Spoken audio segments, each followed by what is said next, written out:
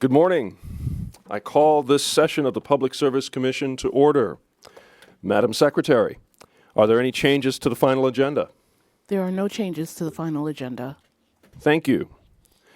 Before moving to the agenda, I would like to conduct a roll call of commissioners. When I call your name, please confirm that you are present. Commissioner James Alisi. Present. Commissioner David Valesky. Present. Commissioner John Majori. Present. Commissioner Jenna Bright. Present. Commissioner Denise Sheehan. Present. Commissioner Radina Volova. Present. Thank you. Before we turn to the regular agenda, do any commissioners wish to recuse from voting on item 101, 201, or 301? Commissioner Alisi. I do not. Thank you. Commissioner Valesky. No recusals. Thank you. Commissioner Majori. No recusals. Thank you. Commissioner Bright. No. Thank you. Commissioner Sheehan. Yes, I am recused from item 301. Noted. Thank you. Commissioner Volova. No. Thank you. We now move to the regular agenda. Our first item for discussion, item 101, case 24-G-0668 and 24-G-0369, as it relates to the Liberty St. Lawrence gas rates and automated meter reading. It'll be presented today by Leah Amiot. Dakin LeCakes, Jeff Hogan, and Paul Dartmenko are available for questions. Judge, please begin.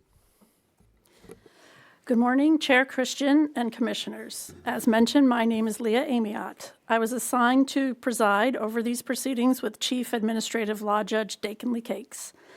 Item 101 is a draft order that would approve a joint proposal, or JP, that establishes a 3-year rate plan for gas delivery service by Liberty Utilities, St. Lawrence Gas Corporation, which I will refer to as the company, commencing November 1st, 2025 and ending October 31st, 2028.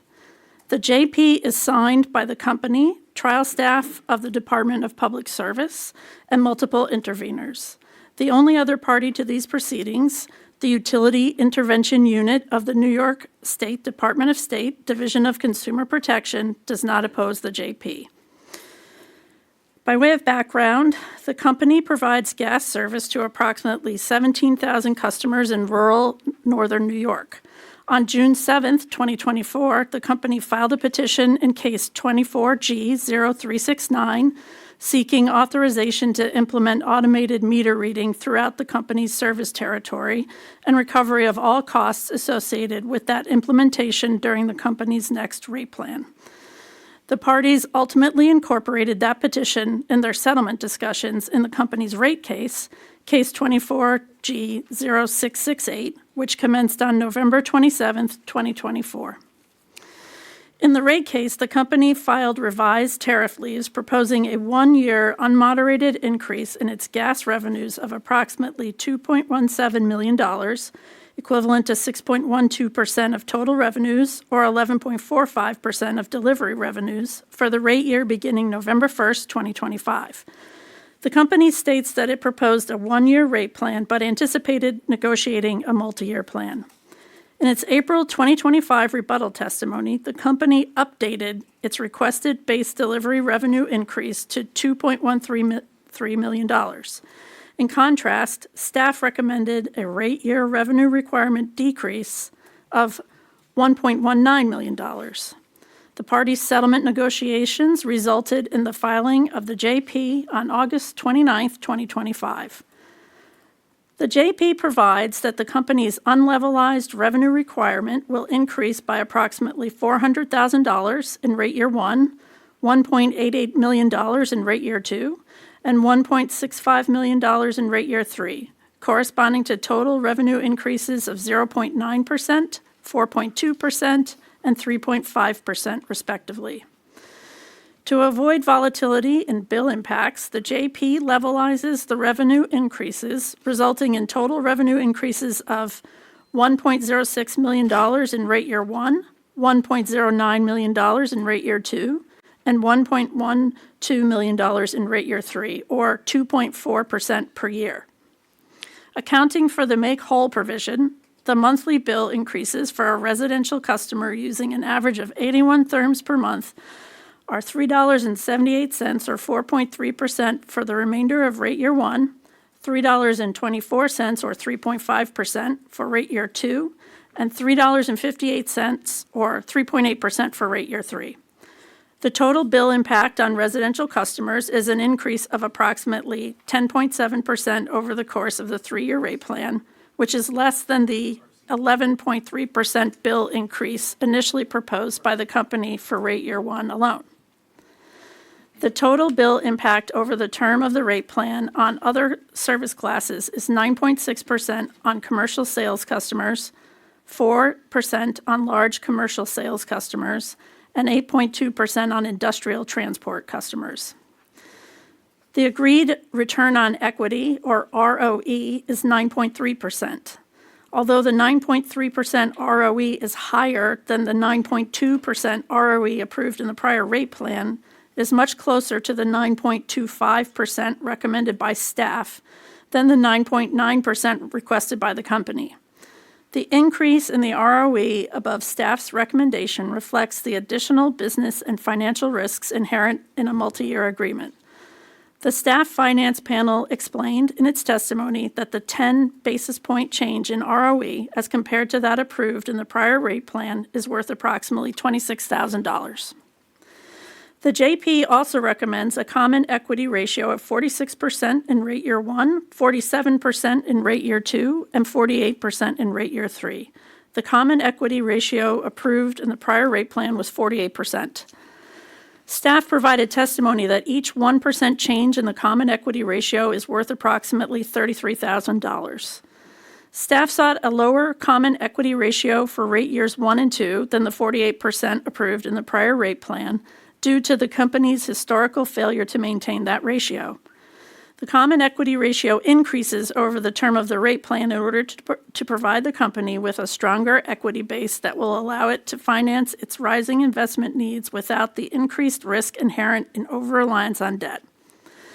At the same time, the common equity ratio is subject to downward reconciliation in rate year 2 and rate year 3 to incentivize the company to effectively manage its capital structure and to protect ratepayers from paying for a common equity ratio that the company may not achieve.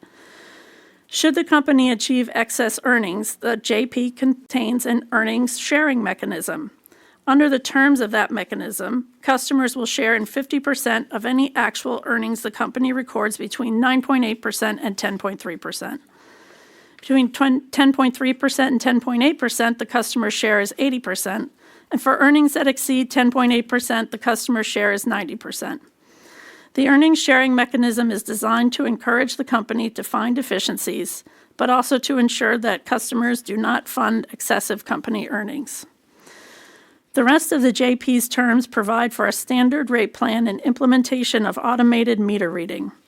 The primary rate drivers include the impact of increased net plant and depreciation, the amortization of regulatory deferrals, implementation of automated meter reading at a cost of $4.12 million, increased operation and maintenance expenses, particularly labor costs, and property taxes, which are increasing at a rate of approximately 10% per year. The JP includes a capital budget of $6.06 million for rate year 1, $13.41 million for rate year 2, and $10.66 million in rate year 3.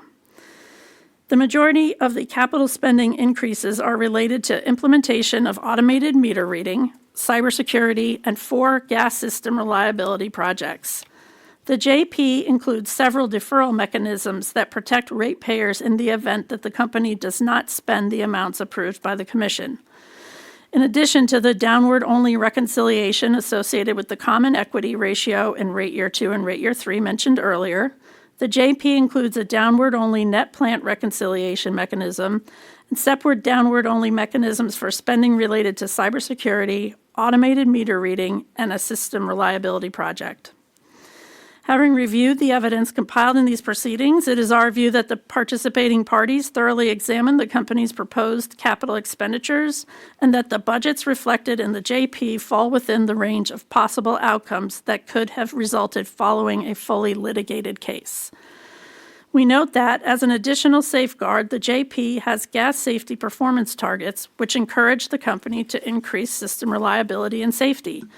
The JP maintains the performance metrics and associated revenue adjustments that were established in the 2023 rate order for emergency response, damage prevention, leak management, and pipeline safety regulatory compliance. The JP exposes the company to a risk of incurring total negative revenue adjustments of 138 basis points annually for failing to meet the agreed-upon performance standards, and it provides the company with the opportunity to earn a maximum of 16 basis points annually in positive revenue adjustments for exceeding metric target levels. In addition, the JP supports the addition of 2 full-time employees to focus on pipeline safety management and provides that the company will continue its residential methane detector and first responder training programs. With respect to customer service, the JP continues the customer service performance indicators and targets currently in place, namely a risk of incurring total negative revenue adjustments of 30 basis points annually for failure to maintain an adequate complaint rate per 100,000 customers and the overall customer satisfaction rate. At staff's recommendation, the JP also imposes a new requirement that the company credit a customer $25 if the company misses an appointment at the customer's premises. The JP also continues the company's 4-tiered bill discount program for eligible low-income customers, providing a budget of $574,000 in rate year 1, $626,000 in rate year 2, and $706,000 in rate year 3 for the program.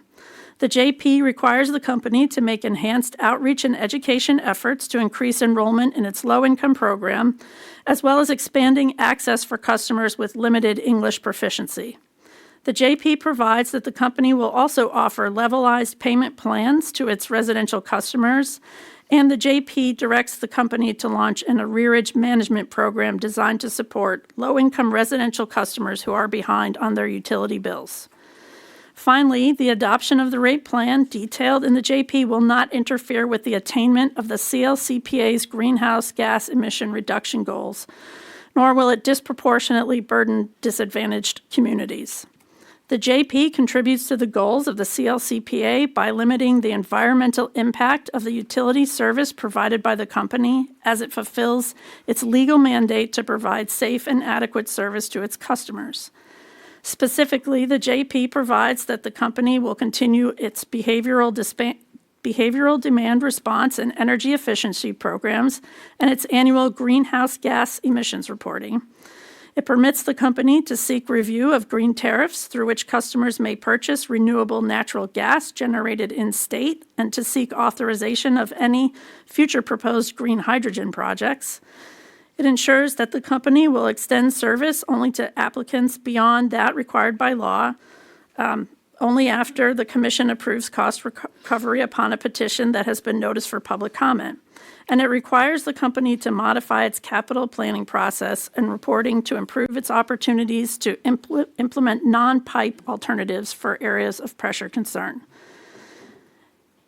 In conclusion, in establishing a gas rate plan, the Commission must find that the proposed rates assure the continuation of safe and adequate service at just and reasonable rates and produce a result that is in the public interest.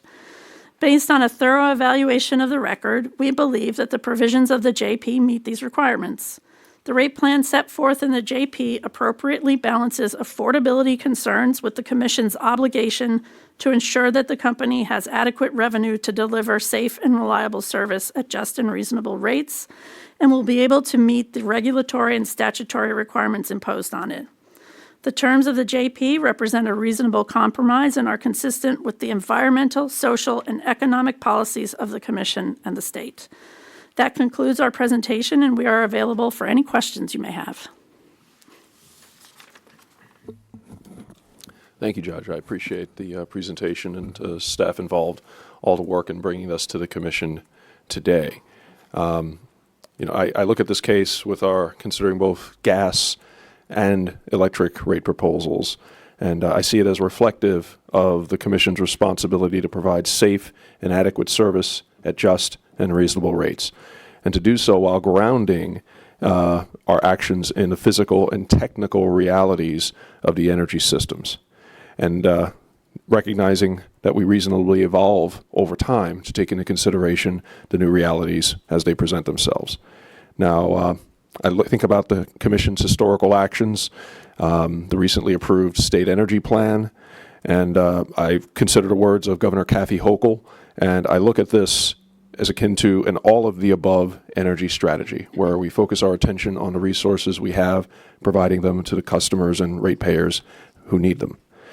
This approach is something that we can pursue to reduce emissions while avoiding reliability challenges and potential unintended consequences. Consequences that could disrupt local economies and communities and undermine the very transition we're endeavoring to advance. So I see this proposed investment, as you pointed out, and done the work on to bring to us today, as aligned in the public interest. I support it, and I thank you for your work in bringing it to us today. Thank you. Commissioner Alisi. Thank you, Chairman. Good job all around, very thorough. And I think that I'll be supporting this. I want to make sure I thank you for the large print, by the way. Very much so. I'll be voting yes on this. Thank you. Commissioner Valesky. Thank you, Judge Amiot, Judge Lee Cakes, and DPS staff who worked on this order. I agree with you. I find it in the public interest and will be supporting it. Just one quick question, Paul or Jeff, and I feel like there's probably a pretty straightforward and obvious answer that I'm not thinking of, so I'll ask the question. Judge Amiot noted that one of the cost drivers of this rate case were property taxes, and I have a feeling we'll have thoughts later on in this session about property taxes.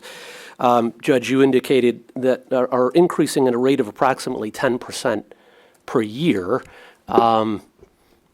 So whereas the city of New York does not have a property tax cap, the rest of the state does. So I'm missing something in terms of how property taxes could increase at about 10% a year when St. Lawrence County, and I don't know if there are other counties that served by St. Lawrence Gas, clearly fall under the state property tax cap statute.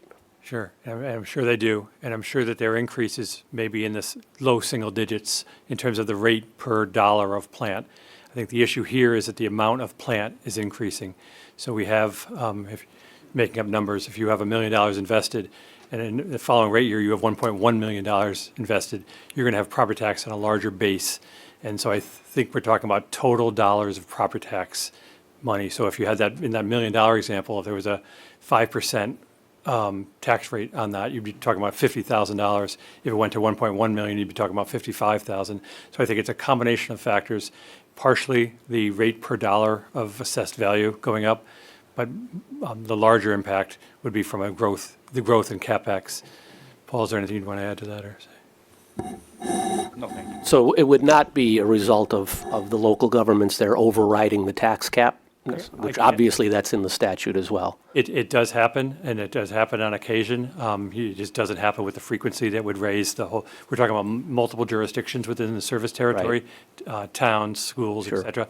They aren't all doing that, I'm certain, and I think I would have. I can't state with absolute certainty, but I'm really pretty positive that that's not the case. Okay. No further questions. Thank you. Thank you. Commissioner Majori. Thank you. So I just have a couple questions. So as I review this order and the JP it would enact, it appears to me that almost all the costs we would allow recovery for are based on the Commission's obligation to ensure that the company has adequate revenue to meet the regulatory and statutory requirements imposed on it. I don't really see much room to reduce discretionary costs. Can you expand on what some of the major regulatory and statutory requirements are behind this rate plan? Good morning, Commissioner. I'll take that.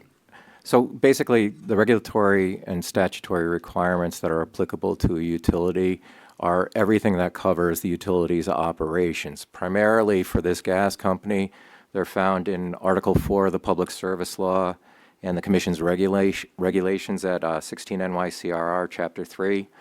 But they also apply to everything that it does more broadly: paying taxes, hiring practices, employment and labor practices, environmental compliance regulations, things like that. And so all of those things have a cost component that adds in to making up the rates of the company. Okay, thank you. My second and I think last question, at the risk of paraphrasing the presentation, the joint proposal will contribute to the goals of the CLCPA by limiting the environmental impact of the utility service provided by the company. My question is, have any of these limitations been imposed upon the company as a result of the negotiation process, or in this respect, does the JP simply reflect what the company proposed in the first place? No, the JP does not reflect what the company proposed in the first place. And yes, there were limitations that were imposed as a result of the negotiation process. The main aspects that were cut as a result of negotiation were gas main extensions, so extensions to new customers. And I believe the company proposed 10 new extensions and only one is being allowed. So that has led to a significant reduction in CO2 emissions, approximately 11,000 metric tons per year. So that is the main way that negotiations reduced. Beautiful. Okay, thank you very much. Thank you. Those satisfy my questions, and I will be supporting this item. Thank you for the presentation and the good work. Thank you. Commissioner Bright. Thank you, Chairman, and thank you, Judge Amy Ott. You covered a variety of the performance metrics around safety and reliability and customer service, and some of the penalties that are associated with those. I also saw in this JP that, and correct me if I'm wrong, that some of the previous NRAs went to offset the residential methane detector program. Is that right? That's correct. Yeah, that's great. And it would be interesting to see. I'm not sure if we see that during our regular summer reports on our performance metrics, but that is a very interesting sort of, it's interesting to be able to see sort of where these NRAs sort of go and what the results and the offset, the ways that they offset costs. And there was also some back and forth on incentive compensation. And I was wondering if you could, it's described in the order, but just if you could go over the specific adjustments that were made there that ensure that the incentive compensation aligns with commission policy. Sure. Well, initially, the company requested approximately $531 in incentive compensation in connection with its direct labor expenses.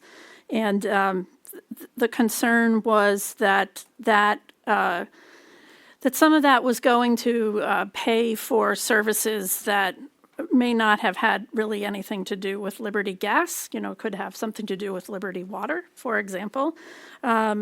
So there was initially staff recommended excluding that compensation altogether. Then there was an order in the Liberty Water case, and after that, the company reworked its program.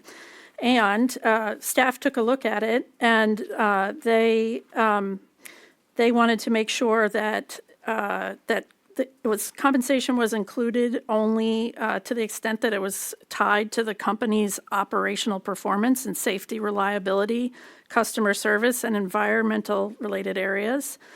So that any compensation would go to efforts that were directly benefiting the company's customers. Now, staff in the company represent that the JP does not allow cost recovery for any incentive compensation based on the performance of affiliates of Liberty's parent company. And that resulted in the reduction of the $531,000 to $168,000. So it was reduced by $363,000 altogether to make sure that it was only benefiting the company's customers. Great. Thank you for that. So targets tied to, directly tied to customer benefits. Yes. Yeah. So thank you. When we go over these rate cases, it's clear that there is a cost to do business, and then that cost can cover so many things depending on the utility and their systems. But many times we're talking equipment, taxes, employment, local labor, machinery and moving parts, and the expertise to manage and maintain all of these moving parts, not just for the machinery, but also the moving parts to operate a business, even through emergencies, continued growth, and system strain. So I think it's important that we and I think it's also important that we recognize the expectation on the customer side, an expectation of performance, of safe and reliable service, and an expectation of least costs and the efficient use of ratepayer dollars. Finding ways to measure how companies are doing at meeting these expectations provides insights and can uncover risk and identify opportunities which can create lasting value to ratepayers. So I really appreciate the focus in this JP to better align the company's plans with customer-focused outcomes. So thank you, Judge Amiot. That's it from me. Thank you. Commissioner Sheehan. Thank you, Chair.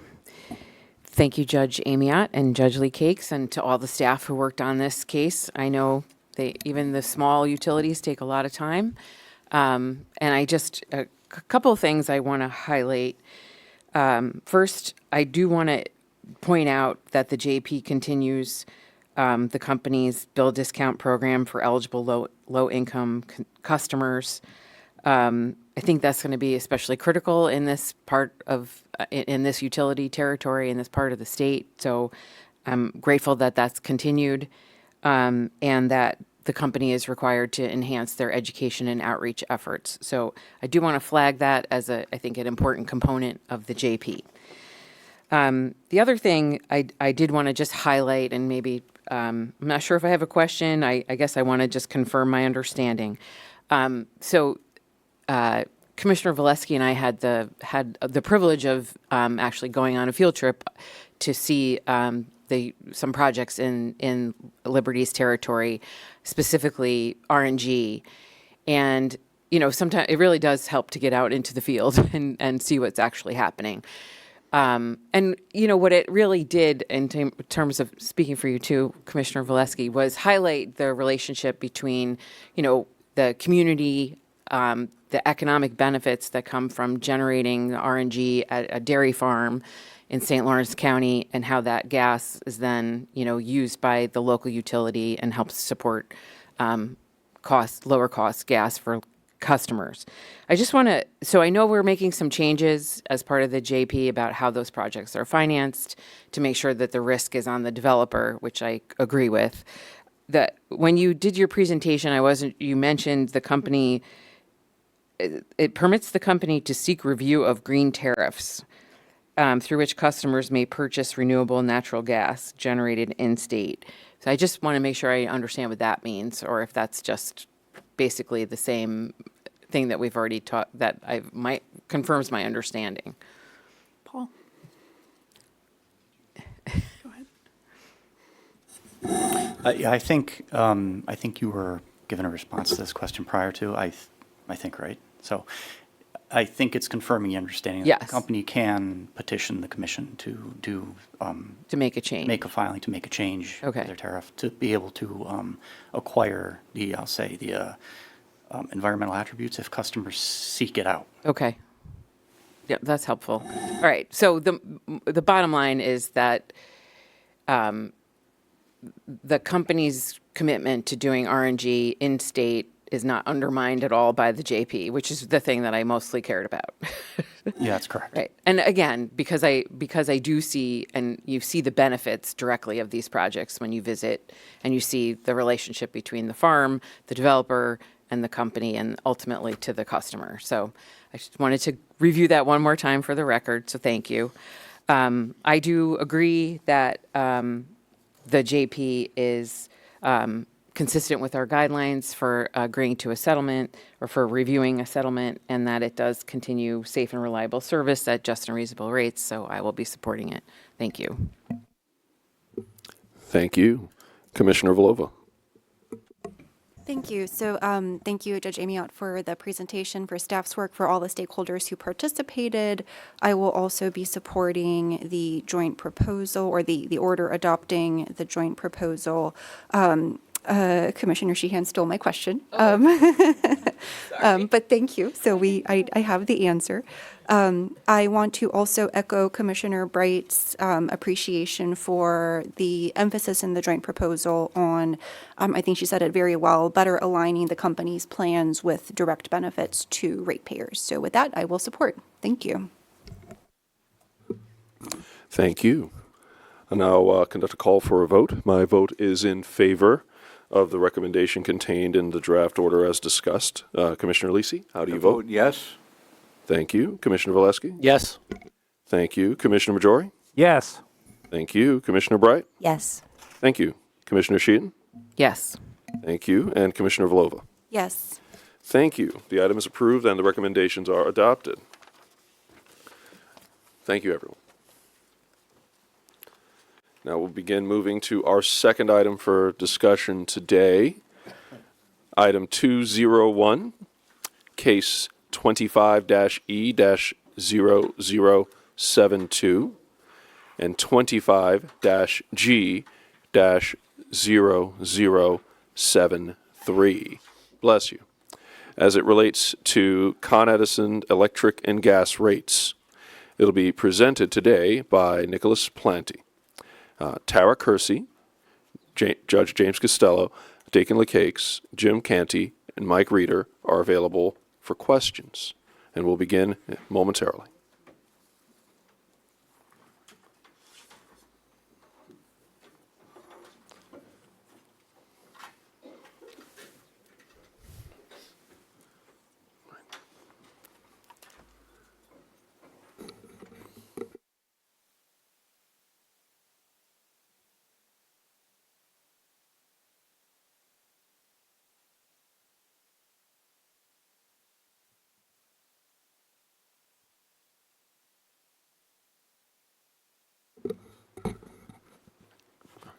Thank you, everyone.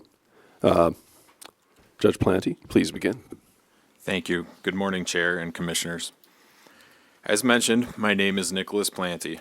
I was assigned to preside over these proceedings with Administrative Law Judges James Costello and Tara Kersey, who are here with me this morning. Item 201 is a draft order that would approve a joint proposal that establishes electric and gas delivery rate plans for Consolidated Edison Company of New York, Inc., which I will refer to as Con Edison or the company, for a 3-year period from January 1st, 2026 through December 31st, 2028.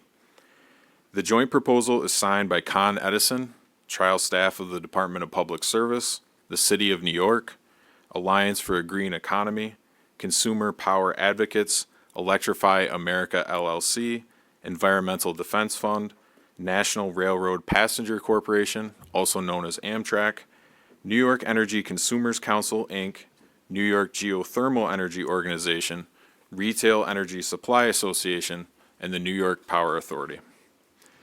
The following parties are not opposing the joint proposal: Metropolitan Transportation Authority, or MTA, Public Utility Law Project of New York, the Utility Intervention Unit of the New York State Department of State's Division of Consumer Protection, New Yorkers for Clean Power, and the Westchester Municipal Consortium, which is a group of 40 Westchester municipalities. Natural Resources Defense Council takes no position on the joint proposal. The joint proposal is opposed by Westchester County and New York State Assembly members Chris Burdick, Dana Levenberg, and Mary Jane Shimsky collectively. Individual interveners Roger Kayaza, Richard Ellenbogen, and Francis Menton collectively, who I will refer to as the individual interveners. New York State Senator Robert Jackson, and Utilisave LLC. See Slide 2. Con Edison initiated these cases on January 31st, 2025 by filing new tariff leaves. After Con Edison submitted updates and corrections, Con Edison sought increases to its base electric delivery revenues of approximately $1.6 billion and to base gas delivery revenues of approximately $349 million. Thereafter, pursuant to our procedural schedule, various parties, including trial staff, filed responsive and rebuttal testimony. Con Edison filed a notice of impending settlement negotiations on June 24th, 2025. Negotiations ultimately resulted in the joint proposal, which was filed November 5th, 2025. We conducted an evidentiary hearing on the joint proposal on December 3rd, 2025. At the hearing, we admitted evidence consisting of, among other things, over 1,240 exhibits, testimony on the joint proposal by Utilisave, testimony regarding Con Edison's most recently completed operations and management audits, and testimony on cross-examination of a panel consisting of various witnesses for the company and DPS staff. Various briefs were filed before and after the hearing. Con Edison initially requested a single-year increase to base electric delivery revenues of approximately $1.6 billion and to base gas delivery revenues of approximately $440.5 million. In response, trial staff had recommended an increase to base electric delivery revenues of approximately $411.87 million and a decrease to base gas delivery revenues of approximately $15.22 million. Con Edison also provided projected revenue increases for rate year 2 and rate year 3 for consideration if this case entered settlement negotiations. The company projected additional increases of $932 million to base electric delivery revenues and $266 million to base gas delivery revenues in rate year 2, and $880 million to base electric delivery revenues and $166 million to base gas revenues in rate year 3.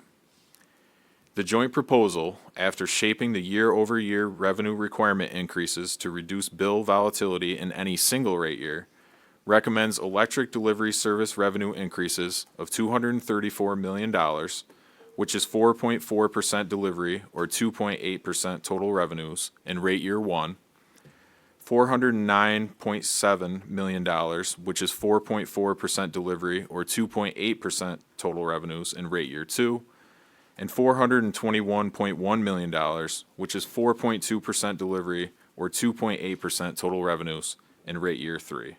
See slide 3.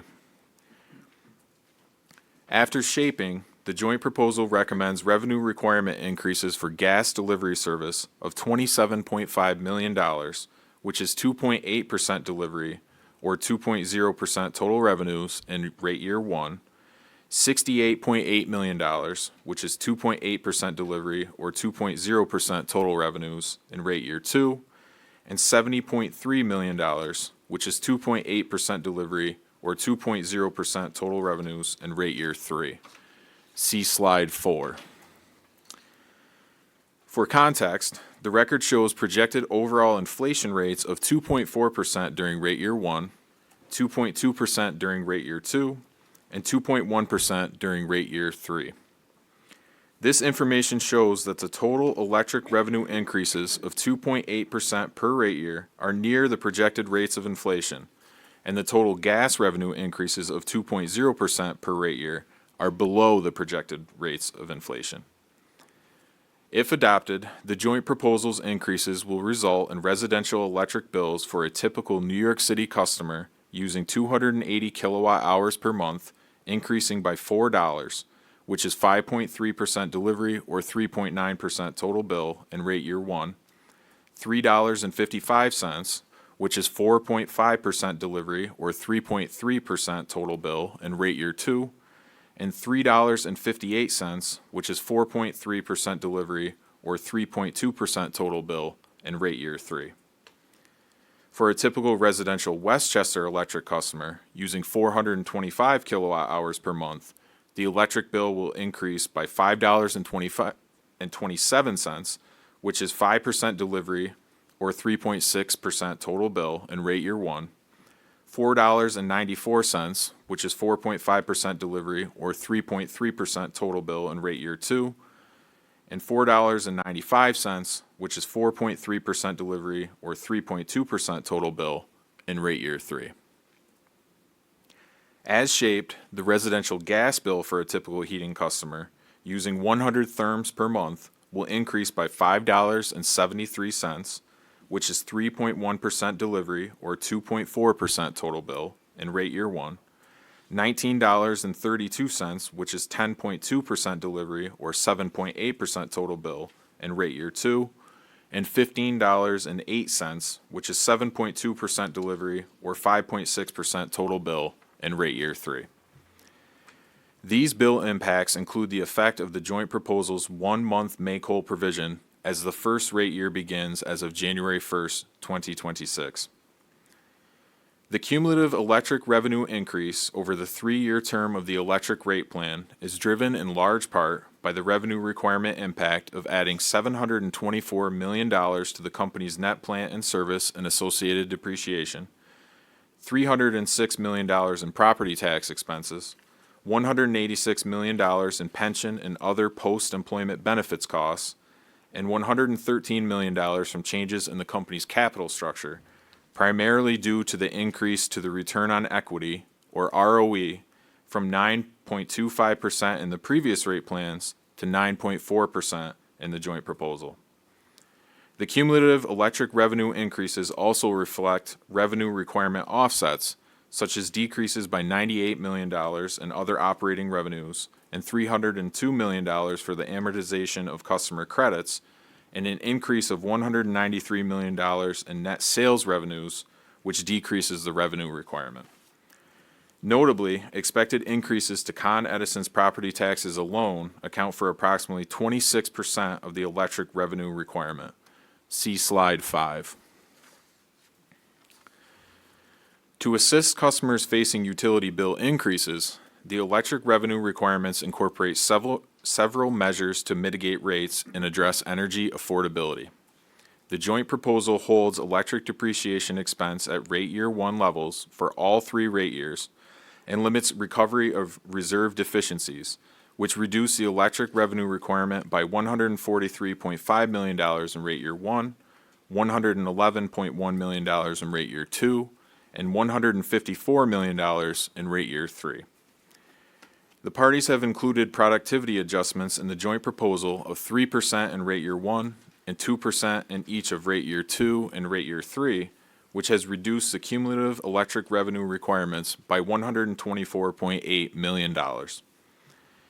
In addition, the parties have offset part of the revenue requirement increases by applying an existing unbilled revenue regulatory liability to further reduce the cumulative electric revenue requirements by $250 million.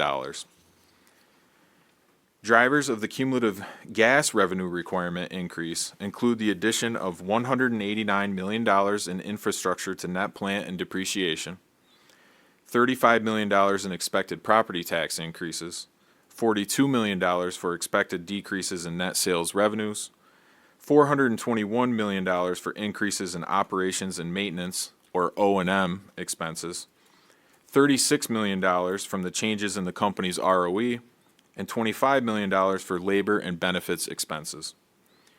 The cumulative total increase also reflects revenue requirement offsets, such as decreases of $26 million in other rate base and $69 million from the amortization of customer credits, and an increase of $58 million in other operating revenues, which decreases the revenue requirement. Similar to the electric revenue requirement increases, property tax expense increases account for approximately 22% of the gas revenue requirements. See Slide 6. The gas revenue requirements incorporate the same measures applied to the electric revenue requirements to mitigate rates and address energy affordability. By holding the gas depreciation expense at rate year 1 levels for all 3 years and limiting recovery of reserve deficiencies, the joint proposal reduced the gas revenue requirements by $59.6 million in rate year 1, $25.1 million in rate year 2, and $23.3 million in rate year 3. The productivity adjustments incorporated into the joint proposal reduced the cumulative gas revenue requirements by $31.7 million, and the application of customer credits for unbilled revenues reduced the cumulative gas revenue requirements by $140 million. Senator Jackson, as well as Westchester County and Assembly members Burdick, Levenberg, and Shimsky, oppose the joint proposal's revenue and corresponding bill increases. However, the joint proposal's opponents do not identify nor provide evidence on any specific capital expenditures, O&M expenses, or other expenses that could be reduced to achieve lower rates without impairing the company's ability to provide safe, adequate, and reliable service. The record demonstrates that the joint proposal's revenue increases are necessary to provide sufficient funding for Con Edison to continue to meet projected increases in electric demand, maintain its electric and gas systems, operate those systems safely, and to deliver reliable essential services to customers while meeting state and commission policies. The opponents criticize the joint proposal's inclusion of a 9.4% return on equity. Although the 9.4% ROE is the product of a settlement compromise, it falls within the range of the 10% proposed by the company and is much closer to the 9.3% recommended by trial staff for a single-year rate plan.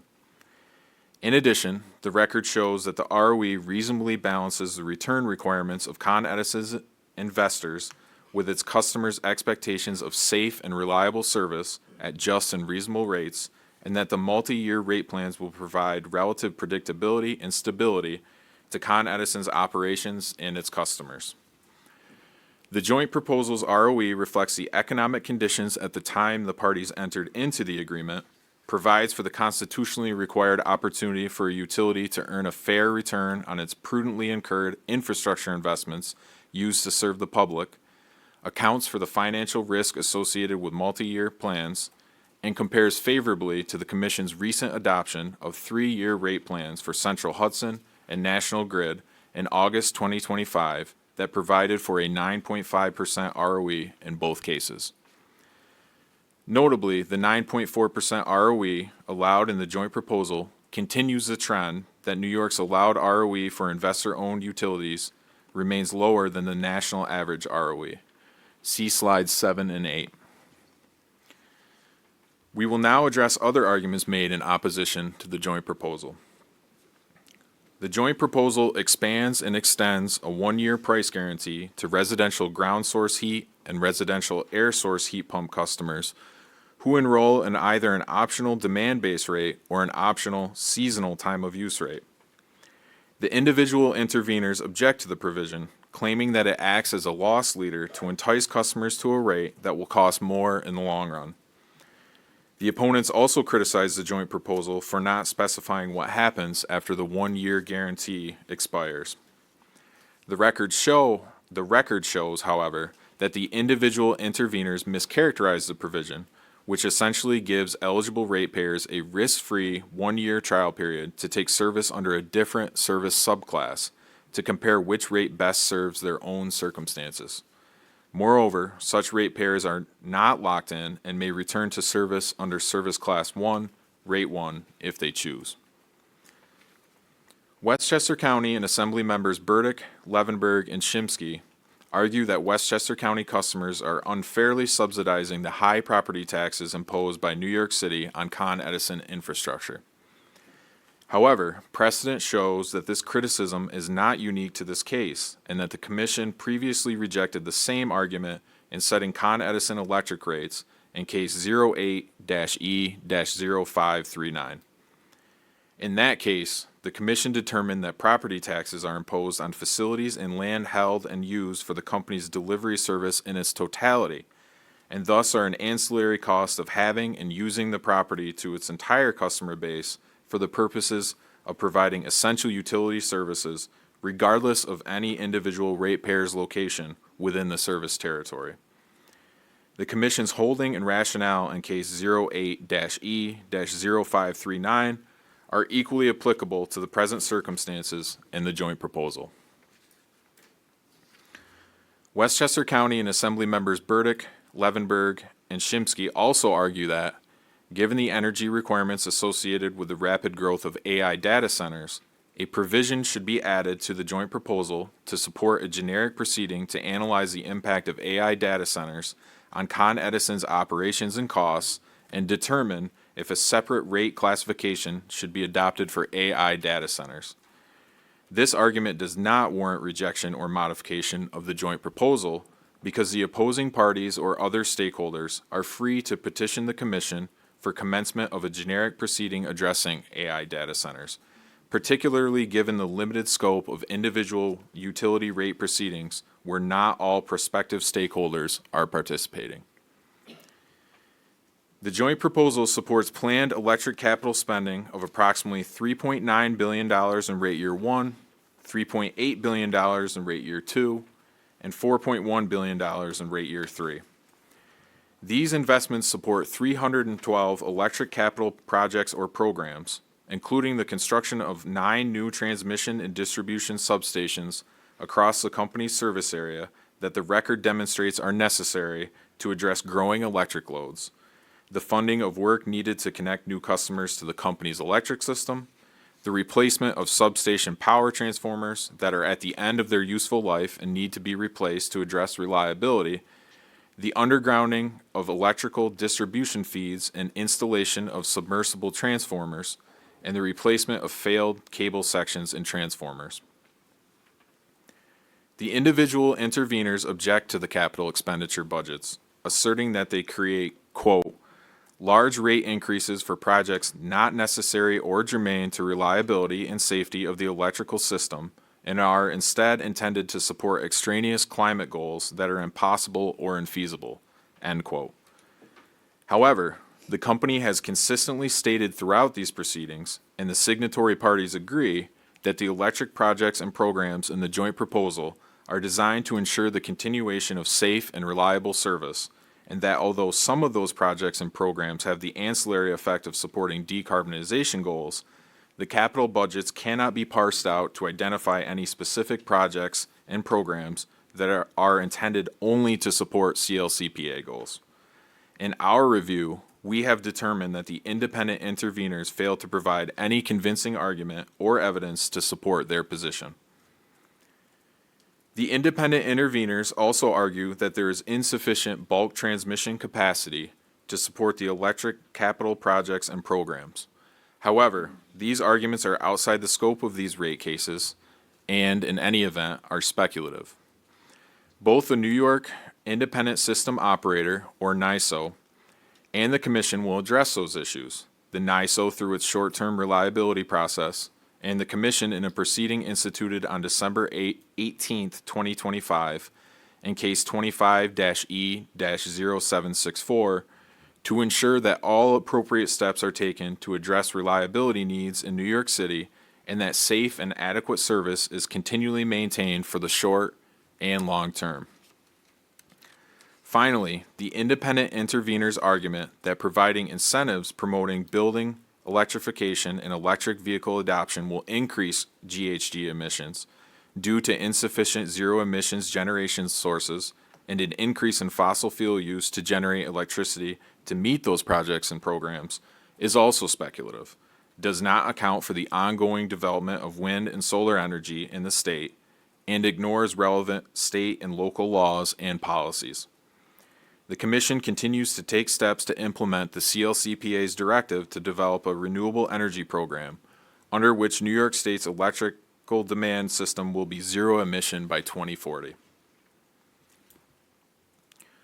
The joint proposal includes various programs designed to enhance Con Edison's customer service, including information technology program reporting, suspension of residential service termination during qualifying hot and cold weather events, expanded language access, improved procedures for recoding customers as electric heat customers, and outreach and education.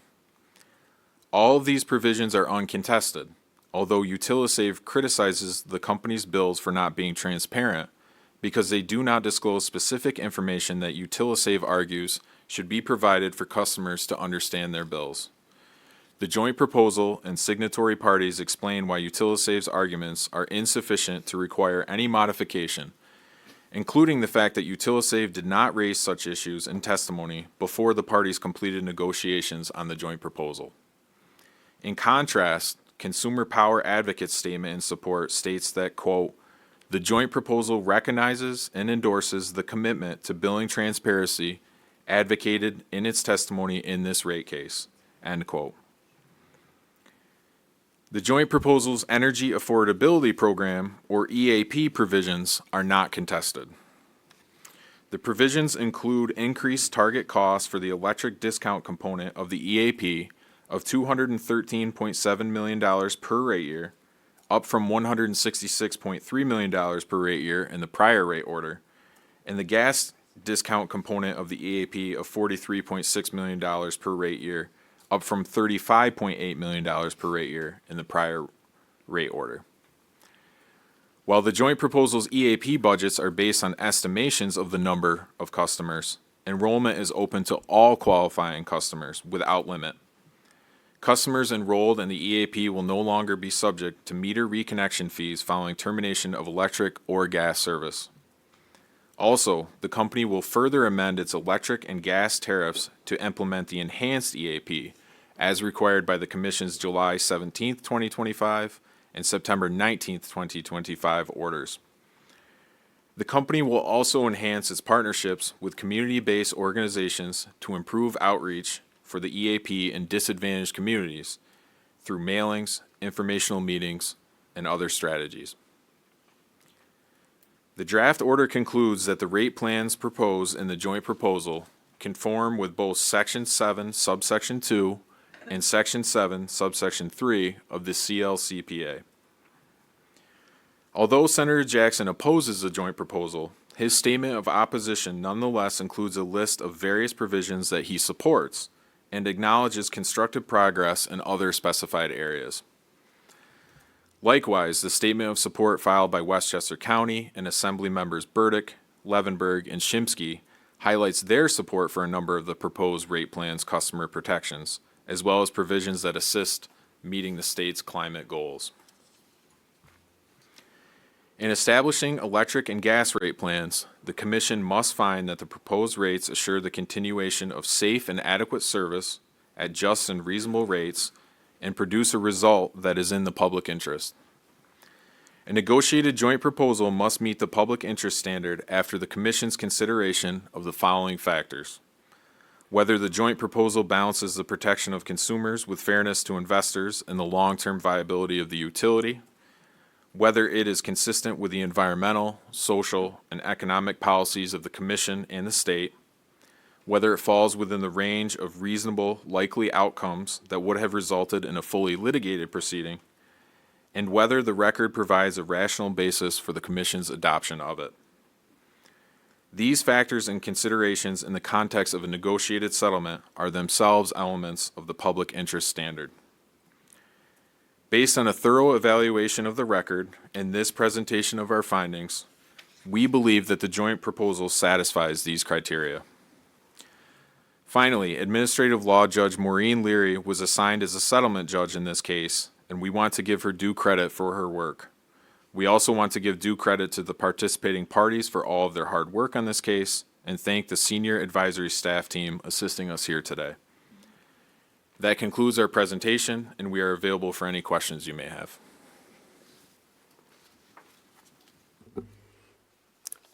Thank you, Judge Planty. Appreciate the work that's gone into this. I do have one question before I make my remarks. You referenced case 08-E-0539 in reference to the treatment of taxes, consideration of taxes between Westchester and New York City. Based on that number, I'm assuming that was the Con Ed rate case from 2008, 2009. Is that correct?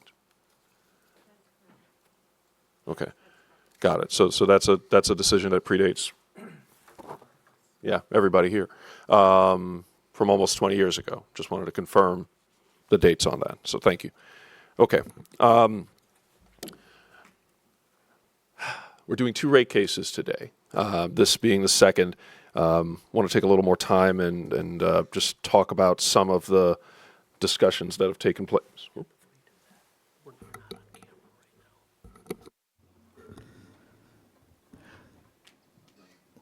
So we're trying to get back to a picture of the commissioners instead of a picture of the slides. I see. Well, they are nice slides.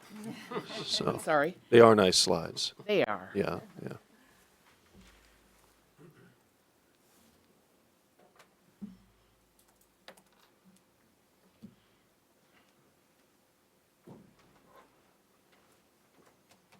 There we go. And we're back. Thank you. Okay.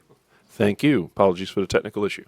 So this being the second rate case, I want to take some time to just talk about the process and how it's come about over the last few years.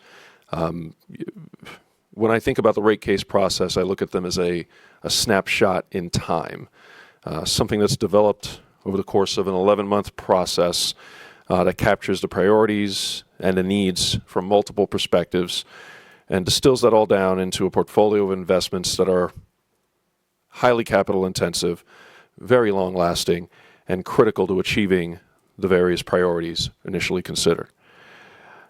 The resulting commission action approving a rate case is based on information established in the record at the time and is consistent with the state law in place at the time.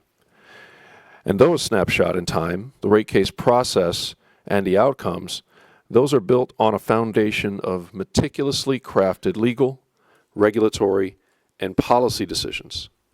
A foundation predicated on the idea that law, not politics, be the basis upon which we regulate utilities providing our essential services.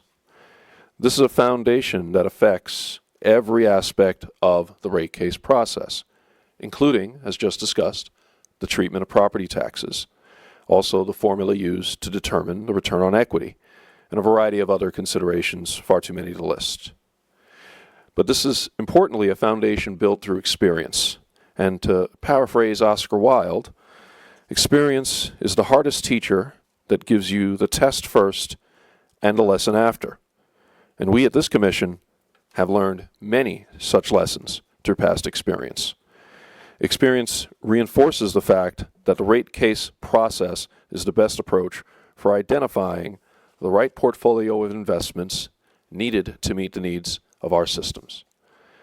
Now, this process includes the basics, as Commissioner Bright mentioned: wires, pipes, complex equipment, transformers, switchgear, and various operational needs, bucket trucks, skilled labor, insurance, and a variety of other costs. All of these are necessary to keep the system running.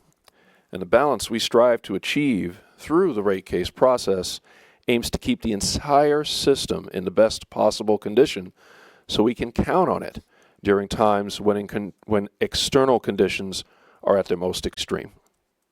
Now, how we do this is a reflection of long-standing judgments, and it's based on decades of experience. Experience about how best to deliver the Commission's mandate to provide safe, reliable, and adequate service at just and reasonable rates. As a result, they are not easily or quickly altered, not without careful consideration of broader consequences. What is striking, though, is this very paradigm some commenters urge the Commission to revisit are the same ones that have underpinned the safety and reliability of the energy system on which every New Yorker depends, every hour of every day of every year. These structures have enabled utilities to effectively plan and maintain infrastructure that we are now asking to perform under increasingly complex and demanding conditions. Now, none of this is to suggest that reform is impossible or undesirable. To the contrary, this Commission has demonstrated clearly and repeatedly in recent years a willingness to examine, refine, and in some cases fundamentally reshape regulatory approaches in response to changing circumstances. When it comes to maintaining utility services, reform is best done through targeted, incremental actions. Such an approach is more likely to achieve the best outcomes without adverse consequences. To do otherwise would set aside the law when it becomes inconvenient and would put our energy systems at risk, erode trust, and invalidate past commitments. The outcome would be a weakening of the foundations that keep our systems functioning. That said, now to the case before us today. Again, want to thank staff for their hard work in bringing this about. Again, every rate case is a feat. This one is no exception. And I know it's an outcome many of you can take pride in. And I want to start with a few figures. This particular rate case involved 4 virtual and 14 in-person public statement hearings over the course of the 11 to 12 months. We received roughly 14,000 comments, written or public statements. Of the parties, 12 supported the proposal outright. Another 5 affirmatively stated they don't oppose. And several of the parties who did oppose, as you pointed out in your statement, ultimately felt there were many positive outcomes included in the rate case. And let's take a moment to let that sink in for a moment. It's through this engagement by parties, even those who opposed the final JP, that the proposal reflects reductions in rates for Con Ed's electric and gas business of nearly 87% from what was initially proposed by the company in their initial filing. Now, what department staff heard and what the order represents today is a reaction to the world in which we live in, one that is characterized by increasing costs that are far beyond the cost of energy alone. Food, housing, and inflation are increasing at a rate far faster than wages. The common interest of managing these pressures is what resulted in this negotiated outcome. Many compromises were made, compromises by diverse and, frankly, adversarial parties, with strong incentives to focus narrowly on their individual interests.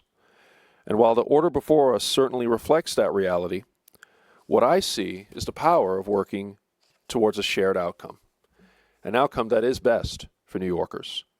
And this settlement guarantees benefits to ratepayers that could not have been secured in a litigated case.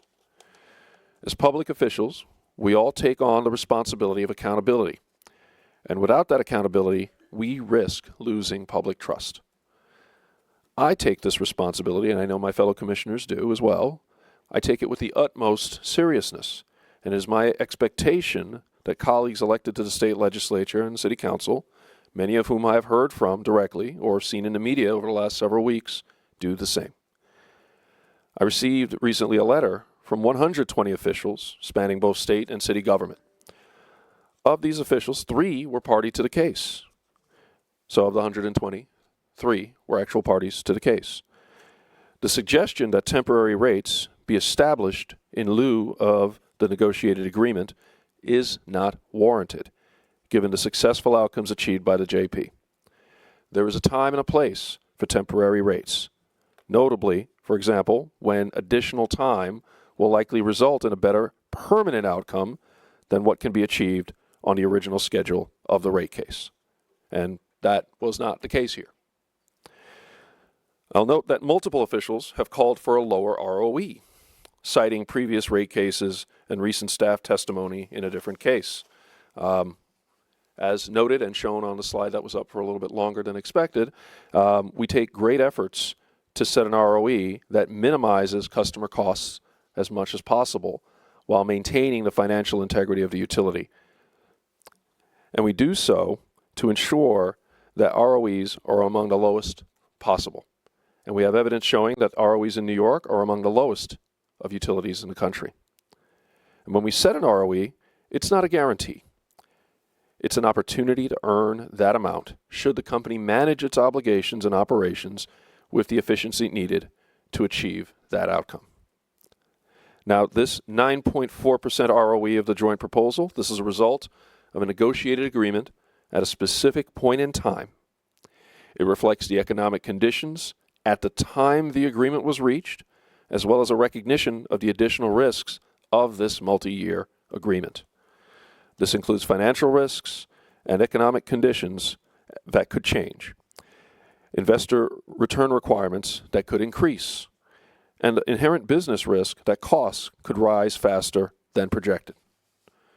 Further, should the company manage to keep costs even lower than their forecast suggests and earn in excess of the ROE allowed, the agreement includes an earnings sharing mechanism designed to capture savings and return those to customers. So if the customer finds enough money to earn over 9.9%, then customers receive at least 50% of those savings. In addition, half of the company's share of any such savings are used to write down site investigation and remediation balances, leading to additional customer savings.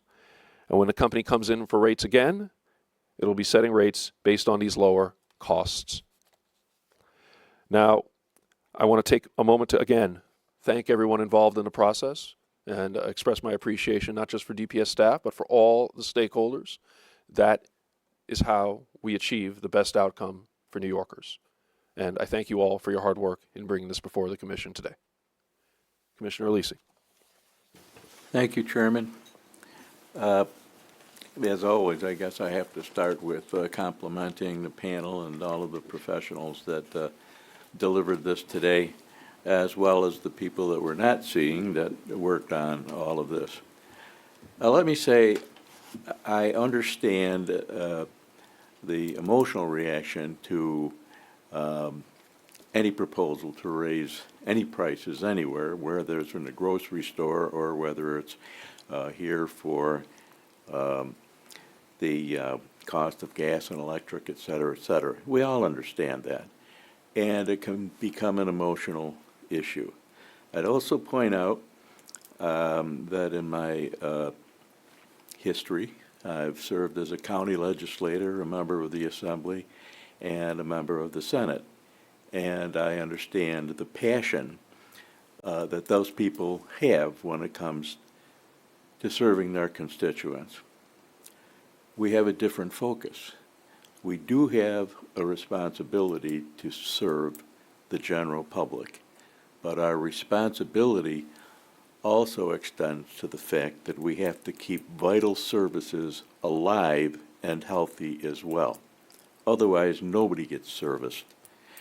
So, looking at this, and thank you again for an excellent job, which is the basis of providing your remarks today. It's very clear. We have a simple pattern, and I hate to keep going back to it. I will point out that based on an almost 87% reduction in the initial ask across the board, that we are providing a vital service to the general public, and it's one that is almost guaranteed to serve them the way they need to be served and to keep this utility in operation. That's really what we have to do. So it is in the public interest to do what the net result of this negotiation does. And it does it well within the range of inflation, which is not entirely predictable, but over the course of these 3 years, it's fairly predictable.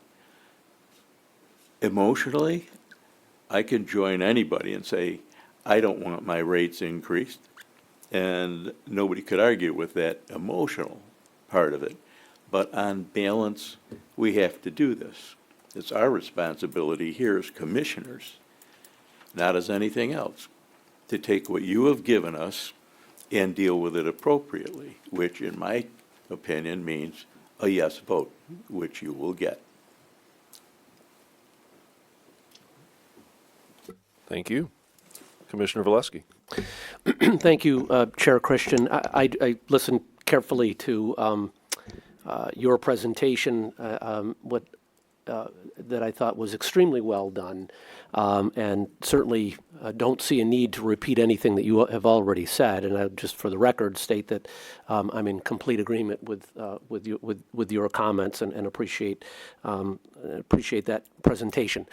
Judge Planty, thank you, and your judicial colleagues and the entire team that worked so hard on this case. There's a lot here, obviously, we all know that. I just have one question, if I could, in regard to one of the 12, I think you indicated 12 signatories to the joint proposal was the City of New York. At the time the proposal was submitted, early November, I believe, the joint proposal, certainly the city administration was the now former administration. Is there anything in the record from the new administration or current administration since the 1st of January, I guess, that would support and or contradict anything that the now former administration shared as it relates to this joint proposal? No.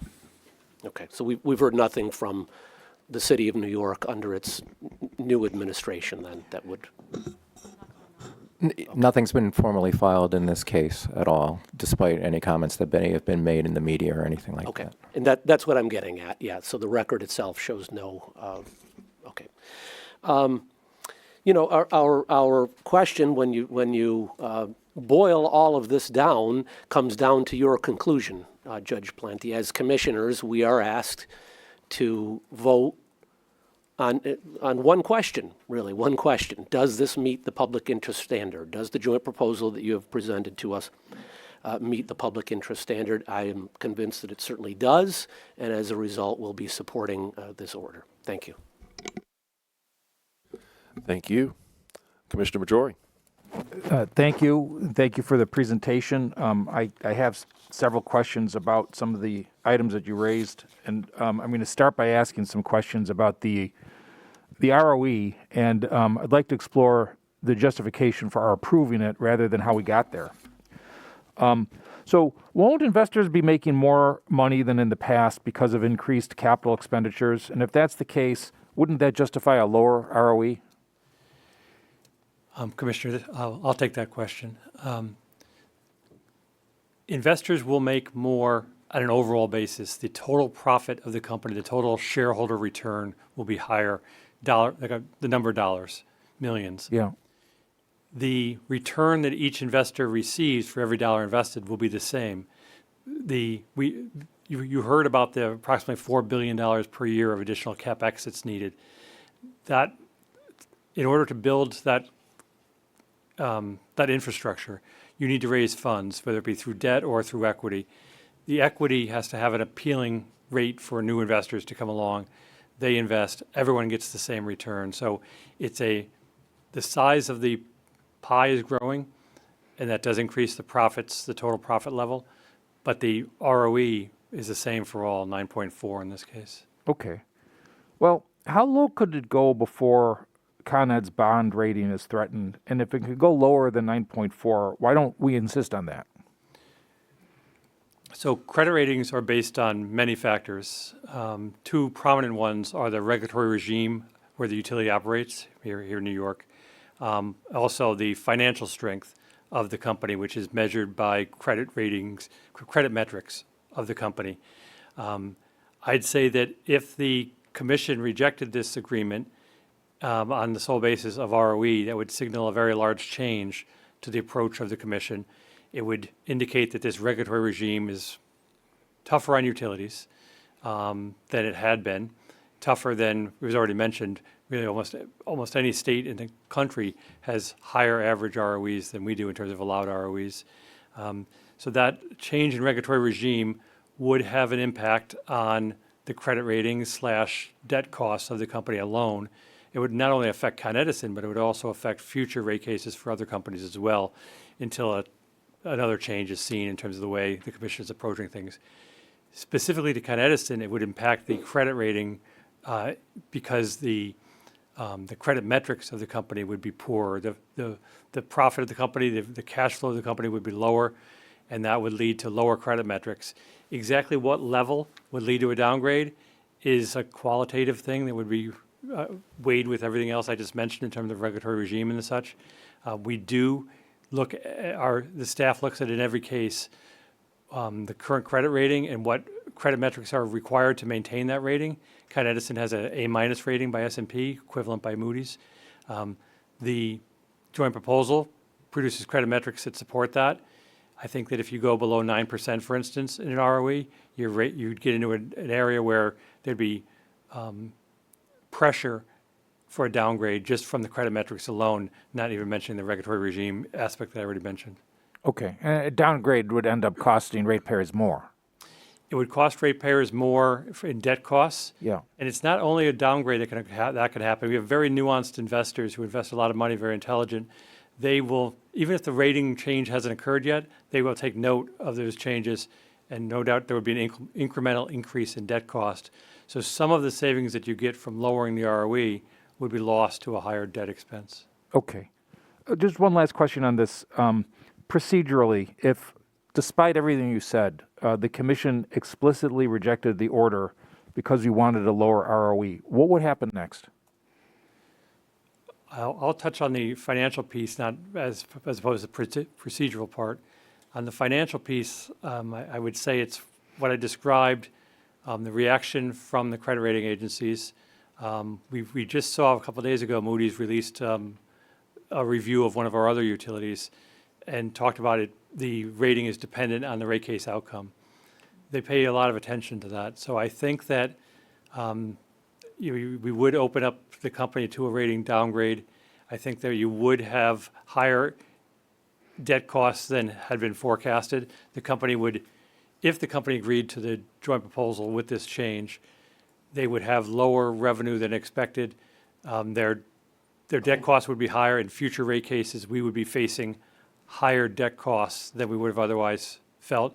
If the company rejected that change to the joint proposal, you'd have a litigated case. I think your return on equity would be still in the low nines and very similar number, and you may still have the damage from the debt cost increasing. Okay. Thank you. I'm going to shift to asking some questions about local taxes. And I think, Judge Plana, you mentioned that 26% of the rate increase is going towards local taxes. What percentage of the delivery portion of Con Ed customers' bills goes towards local taxes? I'll take that question. Yeah. When you include property taxes and revenue taxes, which are made up of GRT and MTA, approximately 32% of the electric delivery bill goes to local taxes, and about 27% of the gas delivery bill goes to local taxes. Okay, so about a third of the electric bill and more than a quarter of the gas bill? That's correct. Okay.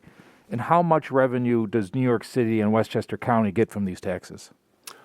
New York City gets about $2.3 billion a year on average over the 3-year rate plan for electric. Westchester gets approximately $180 million from electric. For gas, New York City gets $492 million on average, and Westchester gets about $77 million. Okay. And are the companies like Con Ed legally entitled to recover the cost of local taxes through rates? Yes. If it's a legitimate cost of doing business, utilities entitled to recover those costs and rates. Okay. If a local government collects revenues from an income tax, the amount of revenue is directly related to the taxpayer's income. If a local government imposes a property tax on property owners, the amount collected is related to the value of the property. Does a utility pass on its tax burden in a progressive manner tied to ratepayers' income or the value of their property or their ability to pay? No, the utility does not pass these tax burdens on to customers in a progressive manner. The utility charges customers based on the usage and the service class rate for that customer. It's not tied to ratepayers' income, property value, or the ability to pay. Although Con Ed does have an energy affordability program for customers who qualify. Okay. Do the tax revenues collected from the utilities go to the local government's general fund, or are the revenues segregated for use related to the delivery of energy? No, generally, the property taxes collected go to the general fund of the local taxing jurisdiction. Okay, so this is more of a statement than a question. Percentage of the delivery cost of people's energy bills go towards the pot of money used to pay for such things as some of the salaries of some of the elected officials who are asking us to vote against this? That's correct. Okay. Am I correct that these taxes were approved by local and state governments and that those entities have the power, unlike the Public Service Commission, to repeal these taxes and perhaps replace them with a more progressive way of raising the same amount of revenue? That's also correct. Okay. I'm going to shift to some of the issues that were raised by the individual intervener group and the CLCPA. Now, I just spent some time exploring a cost recovery that's behind a major portion of Con Ed ratepayers' energy bills, for which we have no legal authority to reject. I'd like to spend a little bit of time on something that some commentators, the individual interveners, seem to believe is a major driver of this rate increase and that we can do something about, which is the CLCPA, also known as the state's climate law. So Judge Planty, you characterized some of their basic issues, and I just want to see if you would agree with my characterization. So they're saying that the legal mandates of the CLCPA cannot possibly be met, and because they can't be met, Con Ed should identify those costs incurred as a result of the CLCPA so that we, the Public Service Commission, can reject Con Ed's request to recover those costs. Do you agree with that characterization? Hi, Commissioner. Yeah, that's essentially what they asked, is for Con Edison to separate out all the costs that are solely attributable to the CLCPA so the Commission could discard those as wasteful. Okay. And would you also agree with my characterization of Con Ed's response that, and I'm going to quote from their response, it cannot isolate and eliminate CLCPA-related programs and projects because projects needed for safe and reliable service may also enable customers to adopt clean energy measures such as building or vehicle electrification. Right. They're essentially saying that there's no way to directly attribute the cost to a CLCPA mandate. Do you agree with that statement from Con Ed? Yes. Okay. Is it fair to say that in contrast to local taxes, that there is not a dollar amount in this rate plan that can be attributed to the CLCPA? Right. So first of all, for local taxes, you have a direct expense. You have evidence of that through a tax bill. There's nothing like that related to the CLCPA. Instead, the CLCPA is basically a guide that, helps shape programs but doesn't create any identifiable individual cost. Okay. The company's proposed gas projects and programs are estimated to reduce emissions by over 31,000 metric tons over a 3-year rate plan, and the building electrification and electric vehicles program are projected to reduce emissions by an additional 7 million metric tons over the 3-year rate plan when compared to forecasted electric and delivery volumes. Does this mean that approval of this order will lead to reduced emissions 3 years from now compared to today? In other words, is approval of this order not simply not inconsistent with the CLCPA, but will it help New York achieve its emissions goals? So what I'll say to caveat the answer that I'm about to give is that we have a long history of rate cases in the CLCPA looking at what impacts are on the utilities plant, and it doesn't take into account the upstream impacts from end users. But as far as this rate case is concerned, yes, it is going to result in reduced emissions from the company's transmission and delivery service. Okay. And my last question along these lines is, are there aspects of the JP that impose upon Con Ed's directions that will help advance the state's emissions goals beyond what was initially proposed by Con Ed? So there are, as we just mentioned, directives to the company in the JP for programs and things to implement the CLCPA that are going to result in reductions overall for their plant. As for whether it's beyond what was initially proposed, it's not part of the analysis that was done in reviewing the JP. The review was done on the JP's programs relative to the public interest standard. Okay. Just a couple last questions, and I'm shifting gears a little bit. Judge Planty mentioned that recent comments maintain that artificial intelligence data centers are responsible for and should absorb the rising cost and rates. You addressed that. Con Ed said that they would support and participate in any generic proceeding initiated by the Commission to examine. You addressed that as well. So I mean, to me, this seems like a good idea. Can we do this? Yes, that can be done, Commissioner. It's the Commission on its own motion or on petition by a party or somebody else that's interested can start a generic proceeding to look into these issues. Okay, thank you. And my final question, and then I'll just make a comment. Is the settled outcome superior to what may have been achieved through a fully litigated proceeding?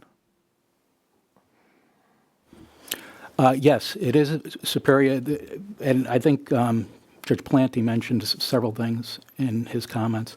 It affords a 3-year rate plan, which basically addresses affordability concerns and provides predictability for ratepayers as well.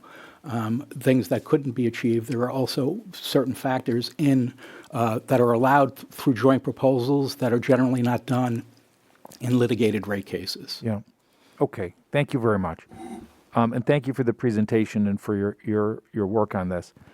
I'm going to say something that's not generally understood. We are not being asked today to approve or reject a rate increase. We're being asked today to approve or reject an order. If we approve this order, rates will go up. If we reject this order, rates will go up. That said, I often feel boxed in to make the least bad choice when it comes to major rate cases.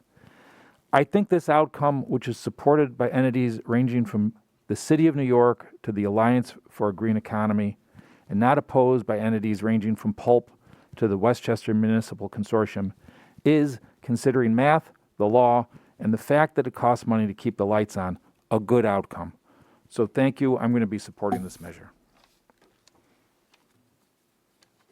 Thank you. Commissioner Bright. Thank you, Judge Planty. That was a great presentation. Hi, Judge Kersey and Judge Costello. So I just have a couple of questions. You went over in your presentation some specific capital projects, included some, general capital projects like transmission and distribution substations, constructing those, replacing some transformers at the end of their useful life, etc. And I'm just wondering if you can describe some of the transparency and accountability measures that are built into this JP to ensure that Con Edison's spending and operations on these capital expenditures are transparent, but also that they're held accountable for that spending and their performance. Good afternoon, Commissioner. As far as the capital spending program, there is a requirement for annual and quarterly reporting for all their capital expenditures. That's laid out in Appendix 11 of the joint proposal.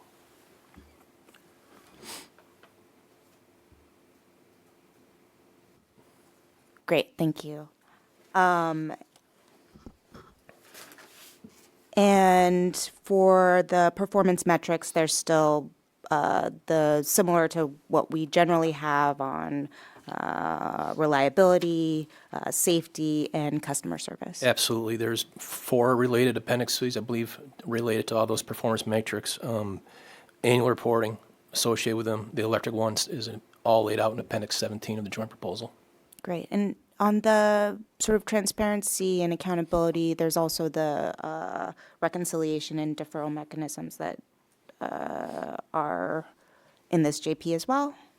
Yes, there are deferrals and reconciliations. Thank you for covering that.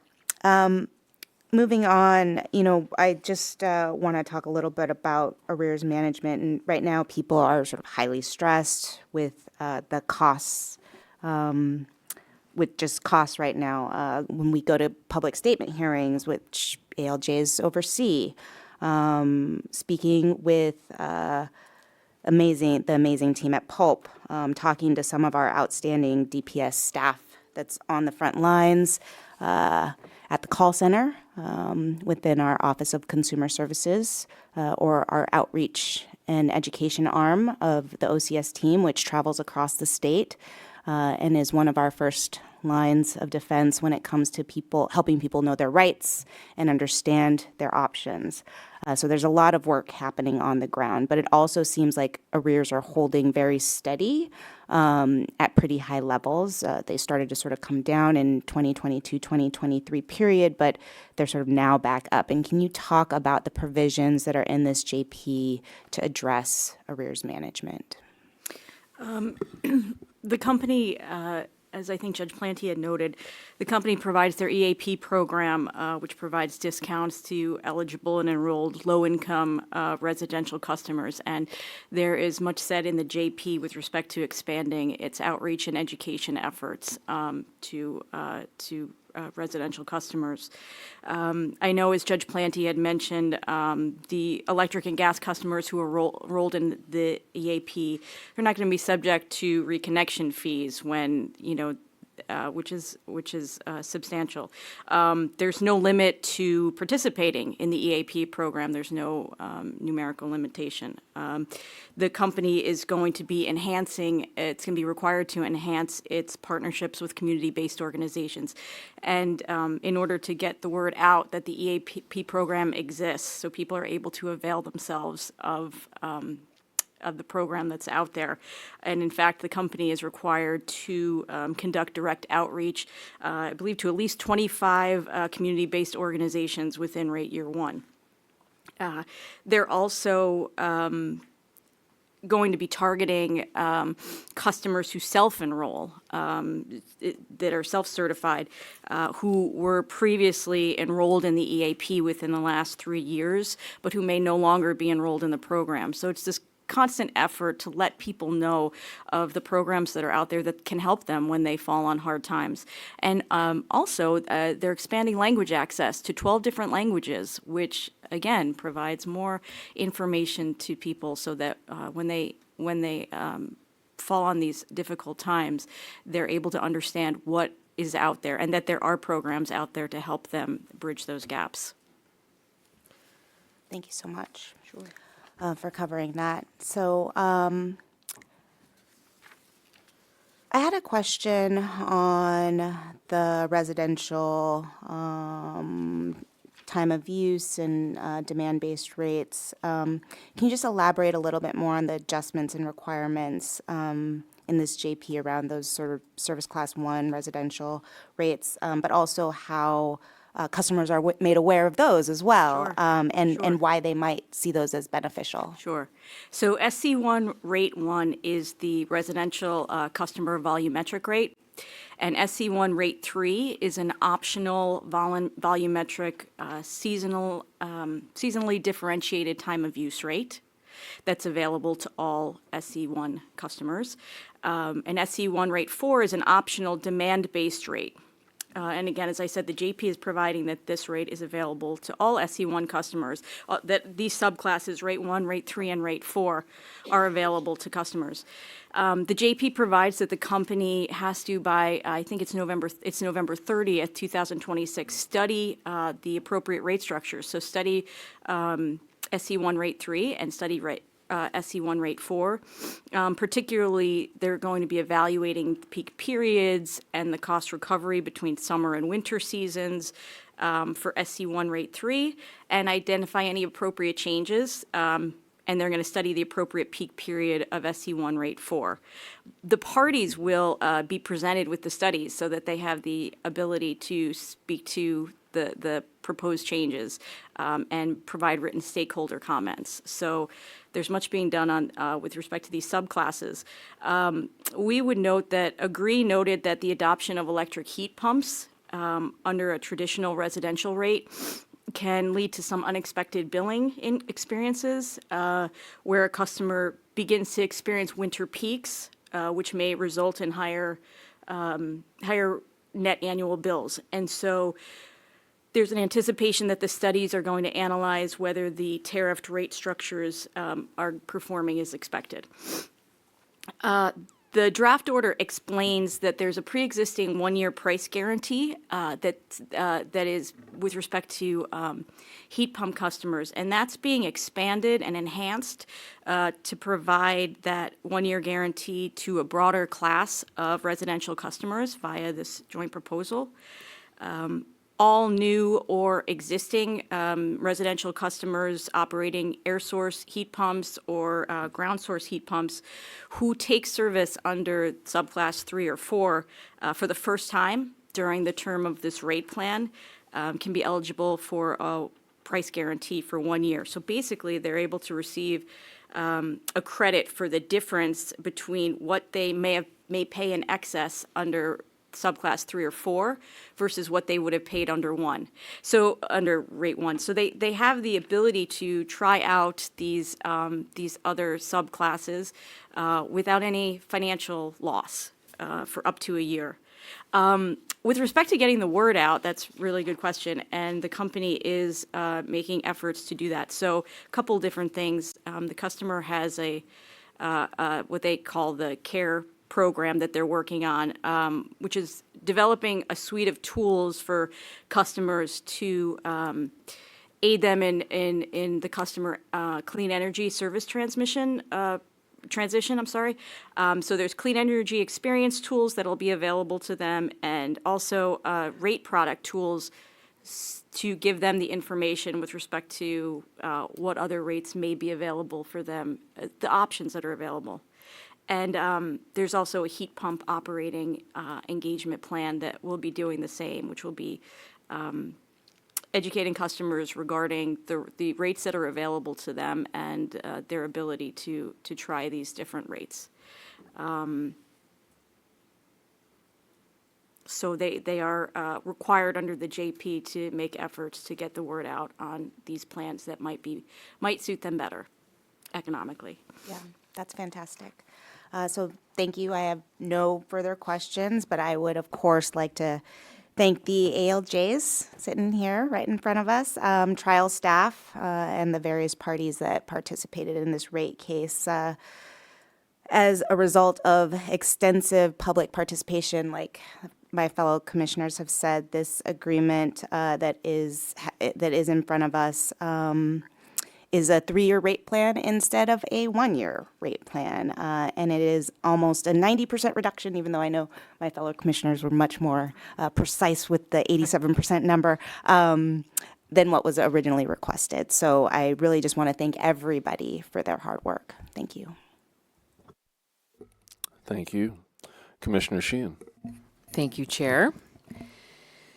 Thank you to all the judges. If I list you all, it'll just use up more time. But also shout out to Judge Leary for her work.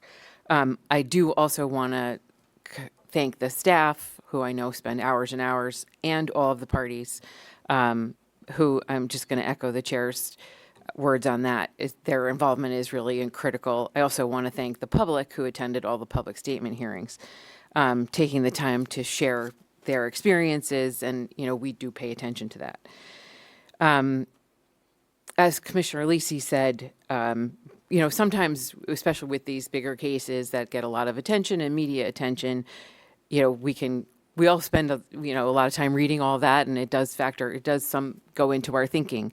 But at the end of the day, we have to step back and say, what's our job? So coming to that place and in reviewing this, our job is to review the record before us and to decide whether the settlement agreed to by a majority of parties is a reasonable outcome and is in the public interest. And when we do that, we have specific guidelines that we follow. So we have to ensure that the terms of the JP ensure Con Ed's continued provision of safe and reliable service at just and reasonable rates, preserve the company's operational and financial stability, fall within a range of potential litigated outcomes, or otherwise provide benefits to ratepayers that could not have been achieved in a fully litigated proceeding, and are consistent with environmental, social, and economic policies of the Commission and the state. So that's what I look at when I look at this JP. So just sharing that framework for purposes of how we come at these things. So I had a bunch of areas of focus, which I've, shared a little bit here and there. But because I did attend many of the public statement hearings, we did hear quite a bit from Con Ed customers about affordability. So, coming at this with that as my first place of focus, I wanted to say to myself, what does this JP do with respect to affordability? So, as my fellow commissioners have pointed out, it's an 87% reduction from Con Ed's request, which is extremely significant and isn't what anybody could call, we just met in the middle. This is a significant reduction. It's consistent with inflation rates, projected inflation rates. It includes a very important enhanced EAP program and enhanced education and outreach. To me, those are some of the very specific areas where affordability has been built into this JP.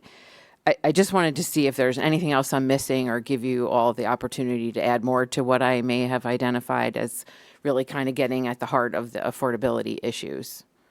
So I don't know, Judge, if there's more you want to add or any of the staff. It's things that are baked into the reductions. So through negotiations, $986 million in capital expenditures were removed from what Con Edison originally proposed. So that's baked into that.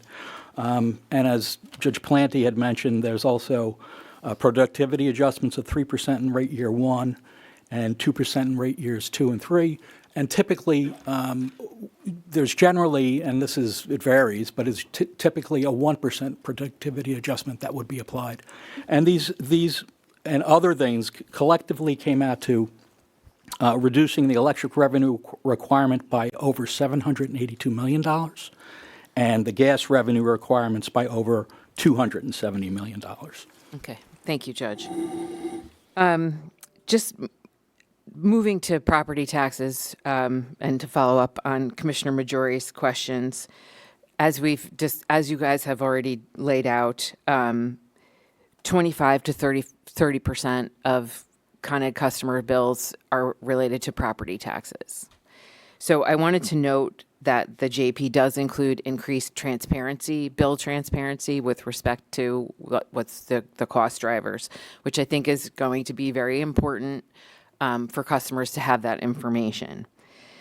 One thing that's become apparent to me through the process of reviewing the JP is that percent of the bill that people pay for property taxes is with respect to Con Ed versus its peers. And Tim, I know you did some work on this. We know, the utilities are all required to pay property taxes. This is not unique to Con Ed. So all of the rate cases that come before us have some component of property taxes built in to the rates.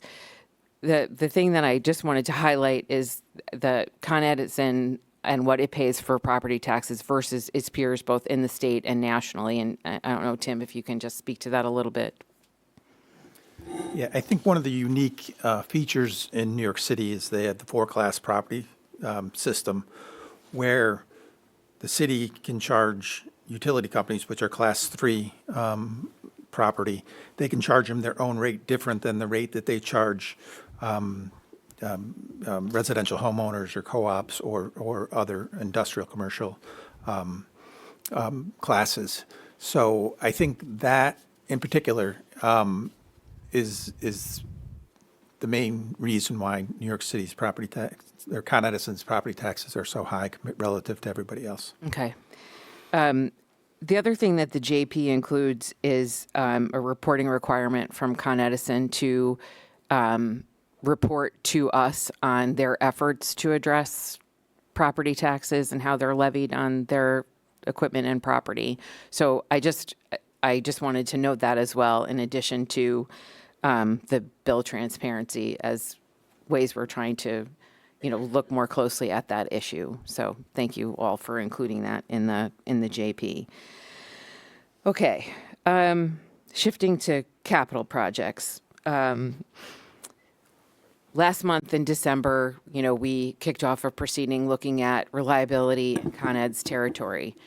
Granted, we're looking further down the road, and that's the work of the commission is looking at and requiring Con Ed to do, an RFI looking at reliability from 2031, beginning 2031 for the next 5 years.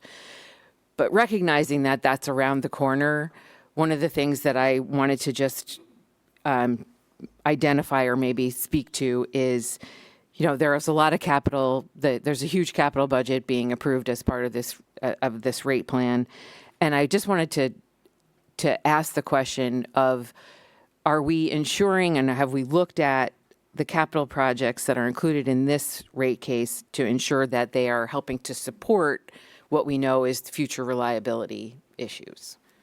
Yes, we can absolutely say that we have looked at the capital budget to ensure that what is being done does not, it absolutely enhances what is coming down the pike. Okay. It's someone just used this analogy with me recently. Like, we want to make sure if we're building a new substation, the analogy being if we're building a house, we want to make sure it has the staircase. So that's really what I just wanted to get across, that we're thinking along those lines, and that the investments we're making through this rate case are supportive of what we know is coming. And then, so thank you. Thanks, Mike. And then lastly, I did just want to note one of the things that I have spent a lot of time working on before I joined the commission was on non-wires alternatives, non-wire solutions. And we have, through previous rate cases, included specific requirements that Con Ed bake into its review of capital projects, looking at non-wire solutions. And I'm happy to see that it's included in the JP, and that there's still a focus on requiring Con Ed to look at the cost-benefit analysis and to do the work associated with non-wires alternatives. So those were some of my areas of focus, and I just want to thank you guys all for your efforts. Again, thank you to everybody who put the time and effort in, all of the parties, and I'll be supporting. Thank you. Thank you. Commissioner Vlhova. Thank you. I want to echo everyone's thanks to our administrative law judges and trial staff, everyone involved, all the stakeholders who participated, as well as the company, because it took everyone to agree to this joint proposal and arrive at these terms. I will be supporting it. I think that it is in the public interest based on our standard of review. I do have some clarifying questions I'd like to get on the record for anyone watching. First, and perhaps for Judge Costello, since you had last mentioned it, what is a productivity adjustment, and how does it result in lowered cumulative revenue requirements? So the productivity adjustments, an adjustment that the commission makes in almost every rate case, and usually a standard productivity adjustment is 1% of labor, roughly. And it's to take into account efficiencies that haven't been accounted for in our audit, that we think that the utility companies are able to achieve efficiencies, and it's so the 1% productivity adjustment's a proxy for the efficiencies that we think they'll gain. And in this case, as we said, the productivity adjustment, instead of 1%, was 3% in rate year 1, and 2% in rate year 2, and 2% in rate year 3.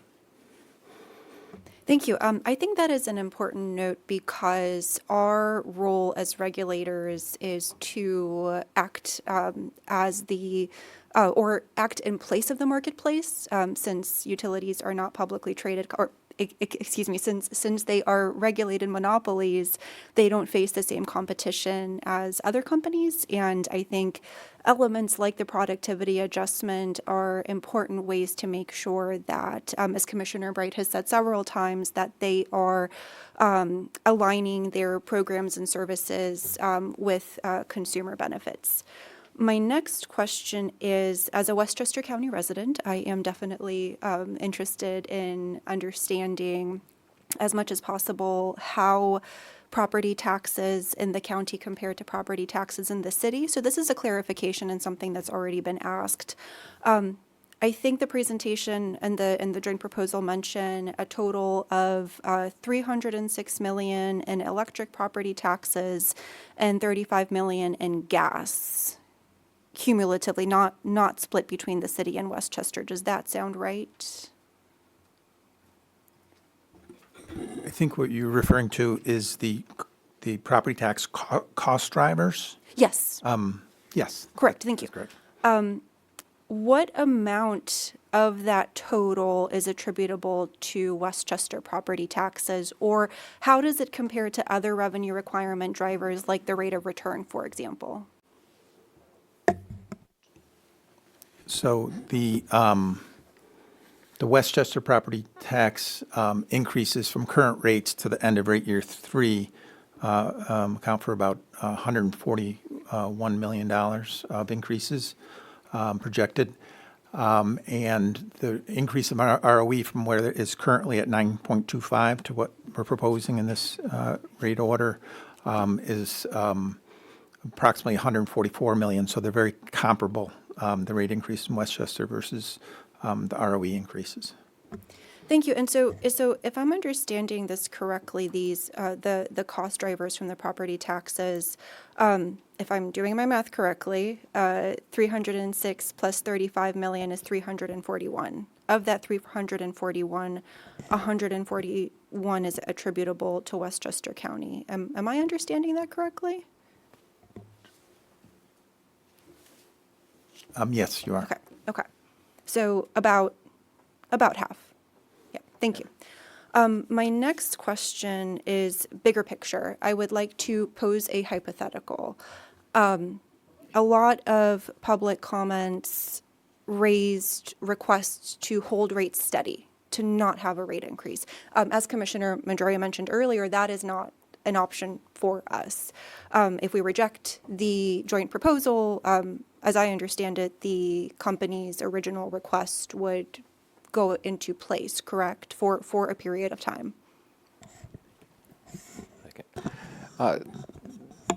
There's a lot of things that can happen to avoid that, but if the commission fails to act within the suspension period on the filed rate, that rate goes into effect as filed. So yes. Thank you. Okay. So hypothetically speaking, let's say it was an option either for us or for the legislature, for the governor, for someone to say, we're going to freeze rates. Does that also freeze the underlying costs that the utility is incurring, or do they continue to incur?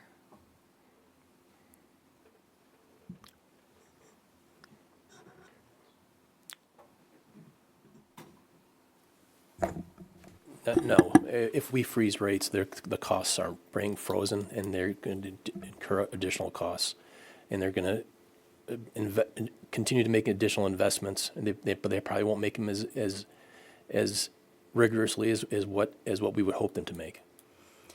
What would be the effect then on future rates if those costs don't freeze or don't disappear? If the company comes back for a rate case at some point in the future, would that mean that they would snowball in a sense? Absolutely, yes.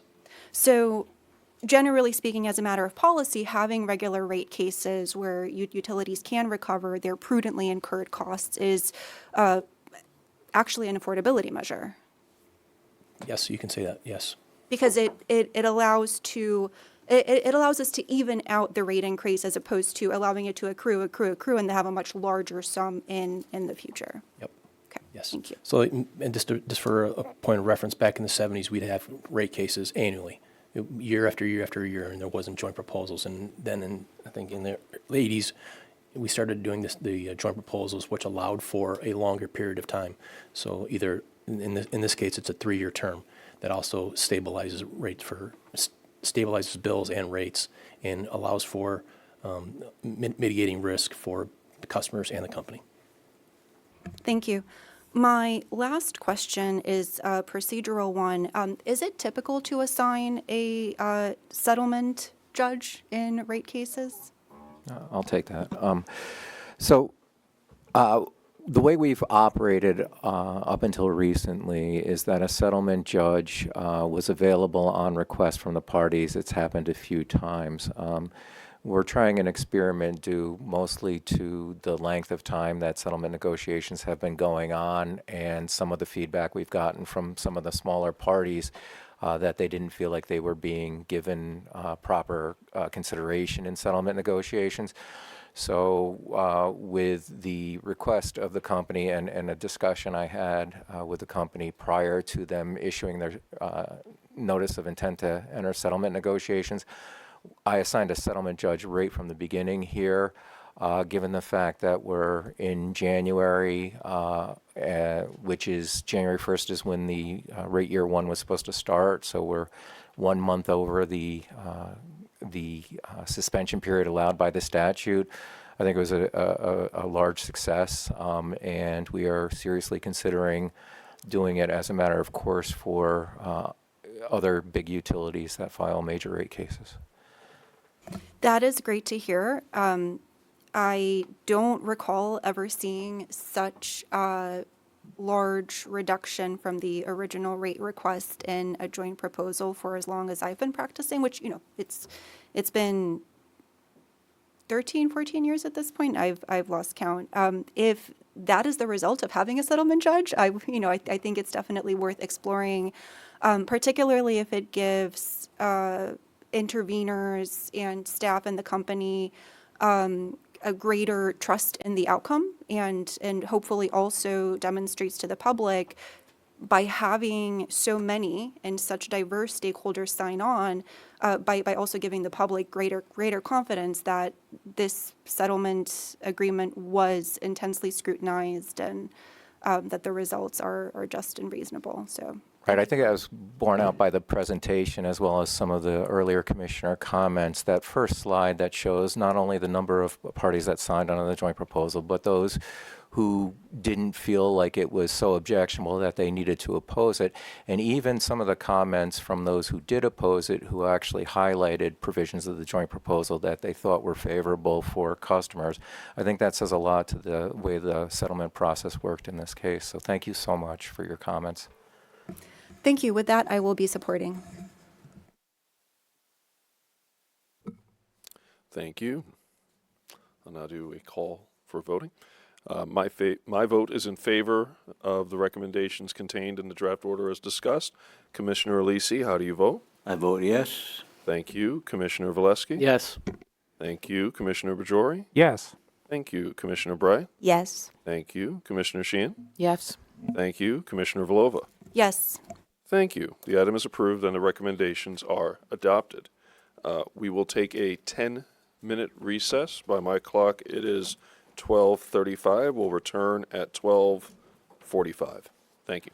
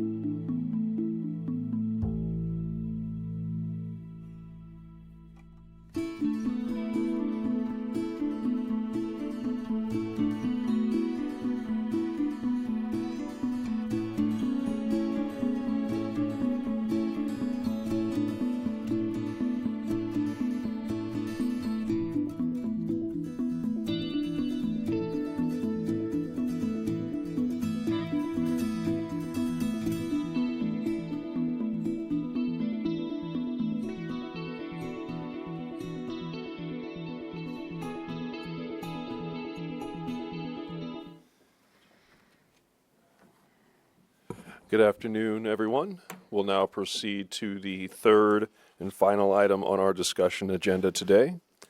Item 301, case 15-E-0302, which relates to extending the zero emissions credit program. It'll be presented today by Rob Haberman, Ryan Coyne, Justin Fung, John Sipos, Marco Padula, Bridget Freimeyer, John Hogan, and, Jeff Hogan, apologies, and Emily Barkdahl are available for questions. Rob, please begin. Thank you. Good afternoon, Chair Christian and Commissioners. The draft order before you recommends that the Commission extend the Zero Emission Credit, or ZEC, program for the 4 operating upstate nuclear facilities. These facilities, all of which are located on the shore of Lake Ontario, include 9 Mile Point Unit 1 and Unit 2, the James A. Fitzpatrick Nuclear Power Plant, or Fitzpatrick, and the R.E. Ginna Nuclear Power Plant, or Ginna. The Zero Emission Credit Program was established in 2016 as part of the Commission's original Clean Energy Standard Order, wherein the Commission determined that there was a public necessity to preserve the upstate nuclear facilities' zero emission attributes. At the time, the Commission adopted staff's proposal for ZEC contracts to be administered in 6 tranches of 2 years each. To provide certainty as how the prices would be set, the ZEC price would be updated for each tranche pursuant to a set formula. This formula calculates the ZEC price using a social cost of carbon, subtracts costs that are already captured in the market revenues received by eligible facilities under the Regional Greenhouse Gas Initiative, or RGGI, and subtracts the value of Zone A energy and capacity prices combined that exceed $39 a megawatt hour. In order to ensure ratepayers were shielded from cost impacts, the formula included several components that are designed to mitigate the cost impact to ratepayers and ensure the facilities received adequate financial support to cover their operating costs, but not a windfall. The Commission also capped the amount of ZECs purchased annually at the facilities, historic contribution to the state clean energy mix, totaling 27,618,000 megawatt hours across all 4 facilities. To ensure performance, the Commission established various financial consequences for failure to provide the requisite ZECs. Recognizing that plant closures could impact the production of ZECs, the Commission ordered that if any of the upstate nuclear facilities permanently stopped producing zero emission attributes for any reason, the overall cap would be reduced by 1/3.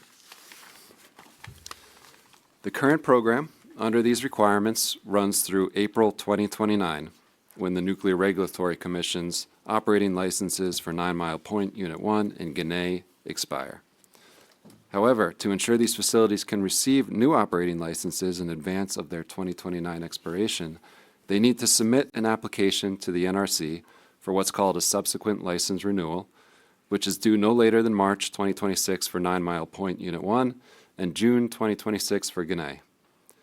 Given these timing considerations and the need for these facilities to apply for their subsequent license renewals, the Commission, in an order issued on May 15, 2025, directed Department of Public Service staff to prepare a white paper evaluating how a continued ZEC program should be structured, and to file such white paper for public comment. In response to that directive, on July 31, 2025, staff filed a white paper. The proposal outlined the continued need for emissions-free energy as provided by the state's existing nuclear facilities, and proposed continuing and extending the ZEC 1.0 program with modifications and updates to support the operation of these resources through 2049, what the draft order calls the ZEC 2.0 program. Since its establishment in 2016, the ZEC program has served as a cornerstone of the Commission's clean energy policy by providing the facilities with fair and adequate compensation for the environmental attributes associated with their zero-emission nuclear generation, while simultaneously ensuring that facilities remain financially viable and preventing their closure, which would negatively impact New Yorkers.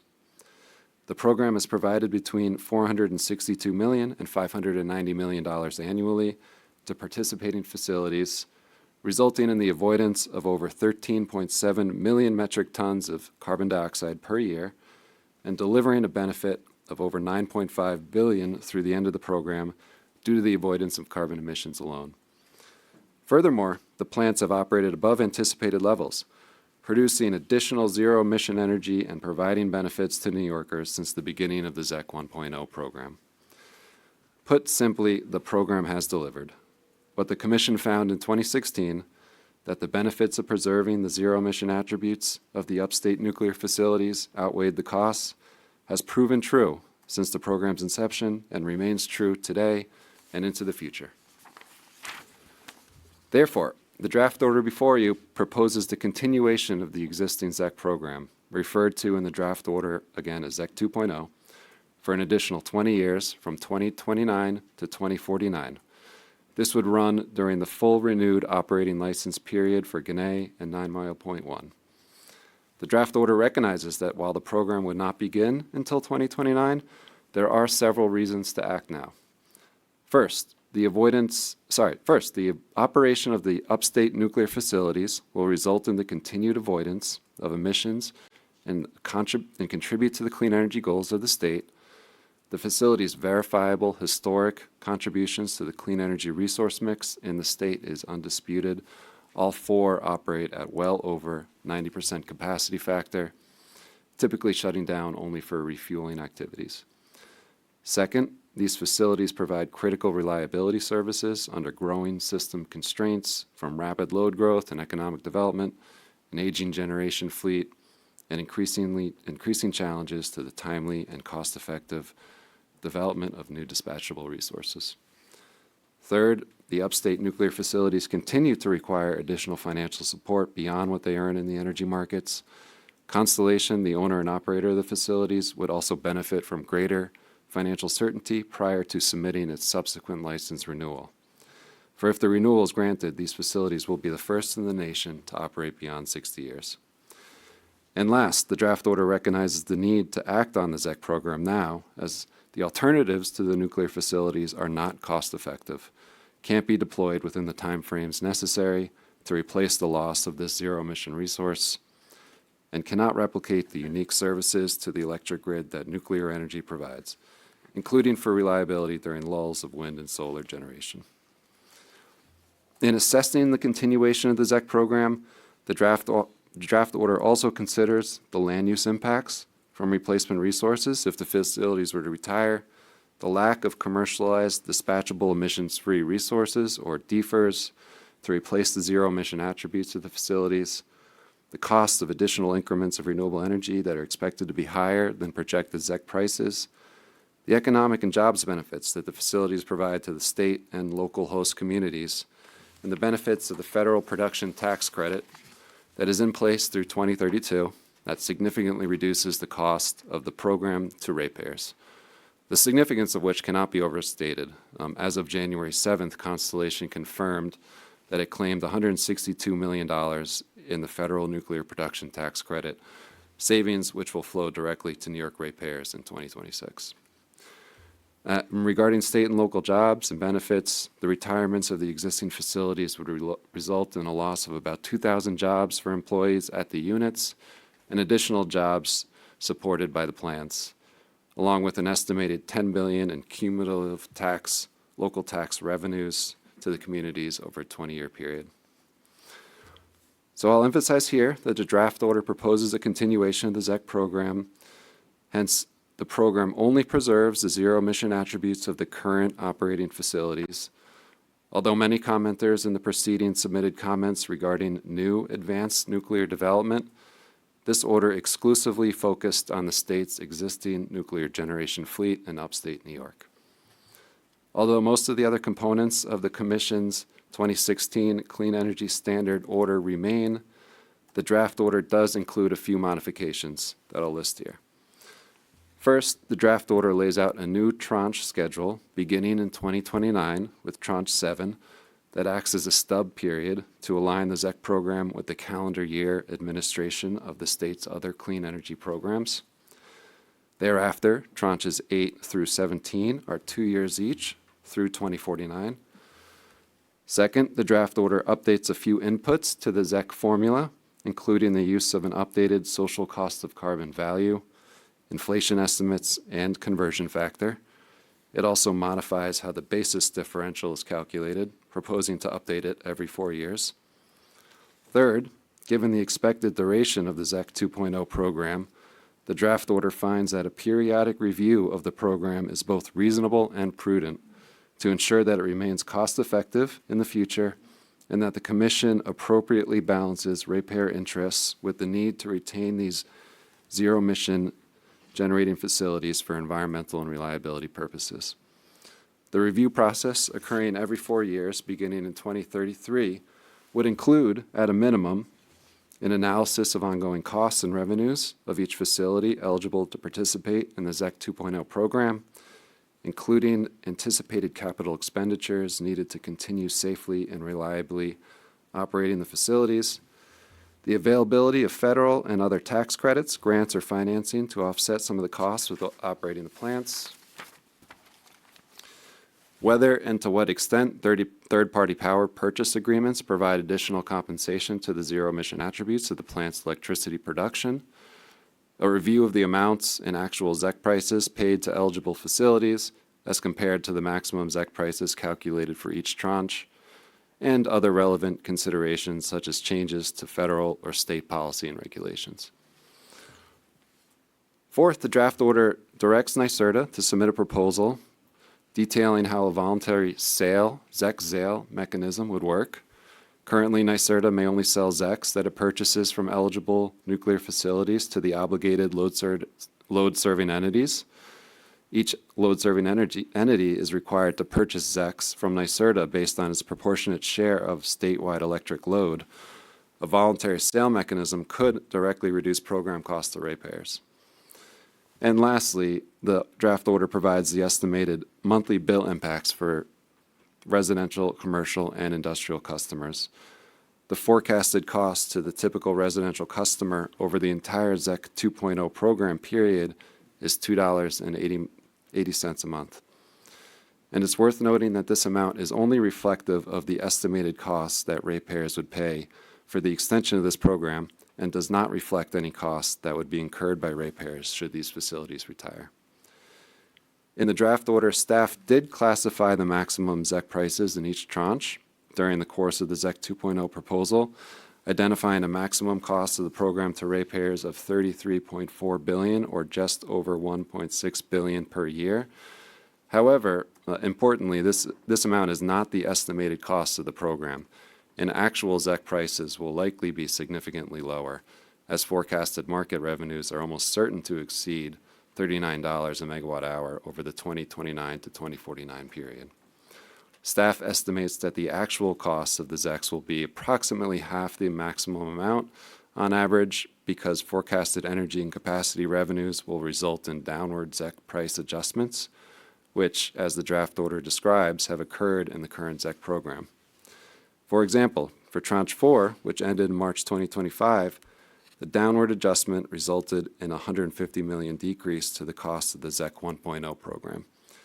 The current period for Tranche 5, the decrease in cost is projected to be over $320 million. However, if market revenues were to stay below $39 a megawatt hour through 2049, which would be an unprecedented period of low energy costs, the maximum ZEC price paid to the upstate nuclear facility, and we paid the maximum ZEC price to the upstate nuclear facilities, this would be an overall positive outcome for ratepayers, as it means lower customer bills relative to the forecast. The draft order is a testament to the Commission's core mandate to ensure the safe and reliable operation of our electric system. Our energy system is changing rapidly in this period of growing energy demand, the retirement of existing generators, and the economic challenges that have deeply affected the pace and cost of renewables deployment. However, through actions in the Clean Energy Standard and the coordinated grid planning process, the Commission and Department staff are advancing measures to responsibly develop clean resources and a modern transmission and distribution system to meet the evolving needs of the state. Alongside the proposed extension of the ZEC program, staff will continue to move these and other important efforts forward to identify the most strategic and cost-effective solutions for ratepayers. This concludes my presentation of the draft order. John Sipos, Jeff Hogan, Bridget Freimeyer, Marco Padula, Justin Fung, Ryan Coyne, and Emily Barkdahl and I are available to answer any questions. Thank you. Thank you for the presentation, Rob, and thank you everyone else for your work in bringing this forward. As you were speaking and talking about the original ZEC program in 2016, I was reminded that I was a stakeholder supporting that original program 10 years ago. So interesting where things have gone in the last intervening decade. But I appreciate the work that you've put into this. I agree with the core reasons you've identified as being compelling, and I think the added benefit of the federal tax credit is a cherry on top, making this even more appealing. So I support this, and thank you for bringing this to the Commission. Commissioner Alisi. I have no questions or comments, but I will be supporting it. Thank you. Thank you. Commissioner Valesky. Thank you, Chair. I too remember well where I was at the commencement of ZEC 1.0 in 2016. I was a member of the Senate and certainly representing part of Central New York, where the nuclear plants are so incredibly important. We've come a long way since those days in terms of the success of that program. So, Rob, I want to thank you and the entire team for the effort that you have led. This is actually not the first item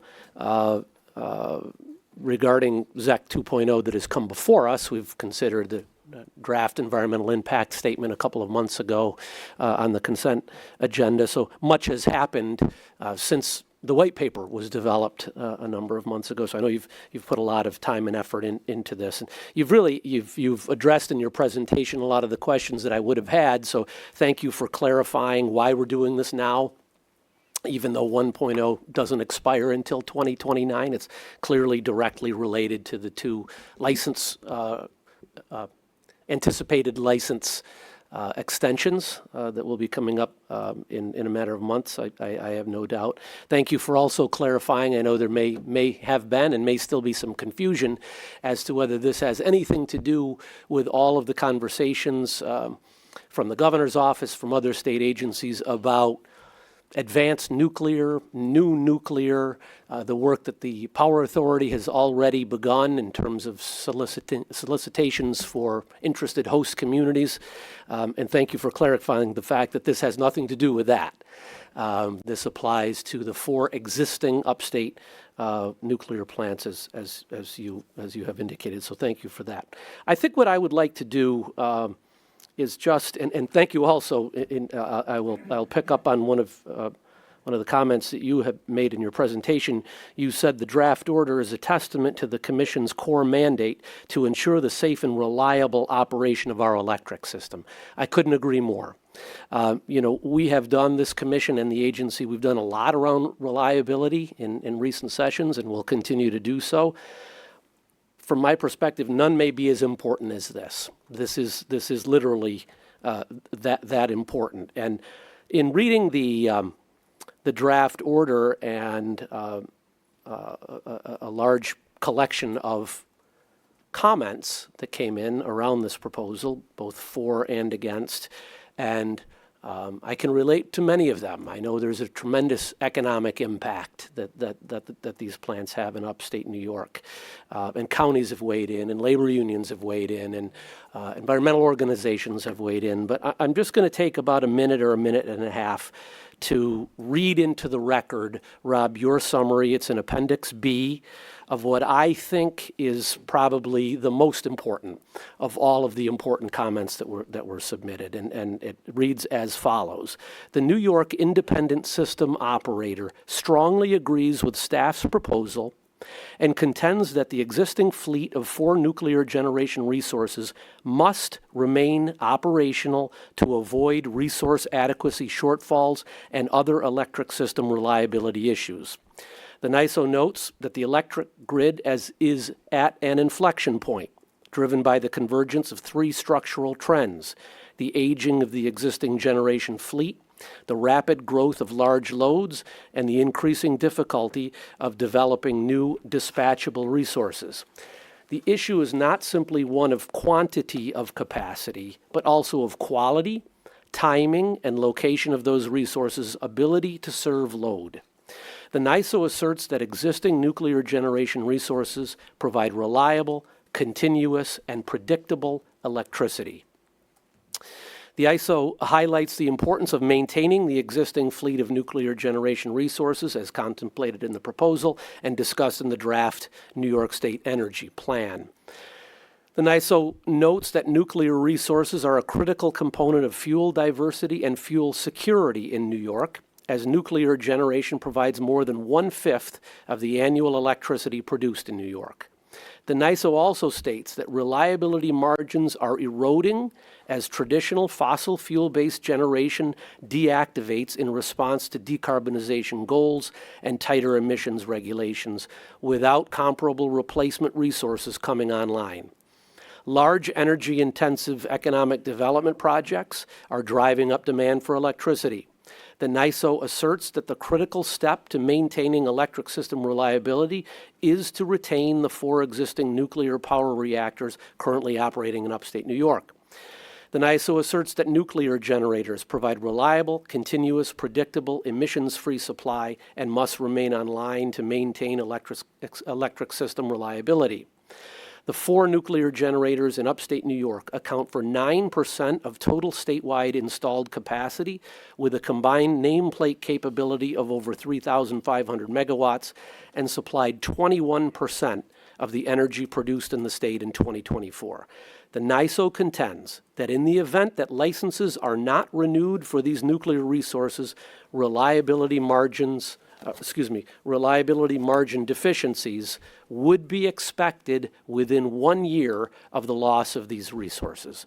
Again, I take the time to read that into the record because this is as clear as it gets, in my opinion, in terms of reliability and our mandate to ensure a reliable electric system in New York. So I will certainly be supporting this item, and thank you again for all the tremendous work that you've done. Thanks.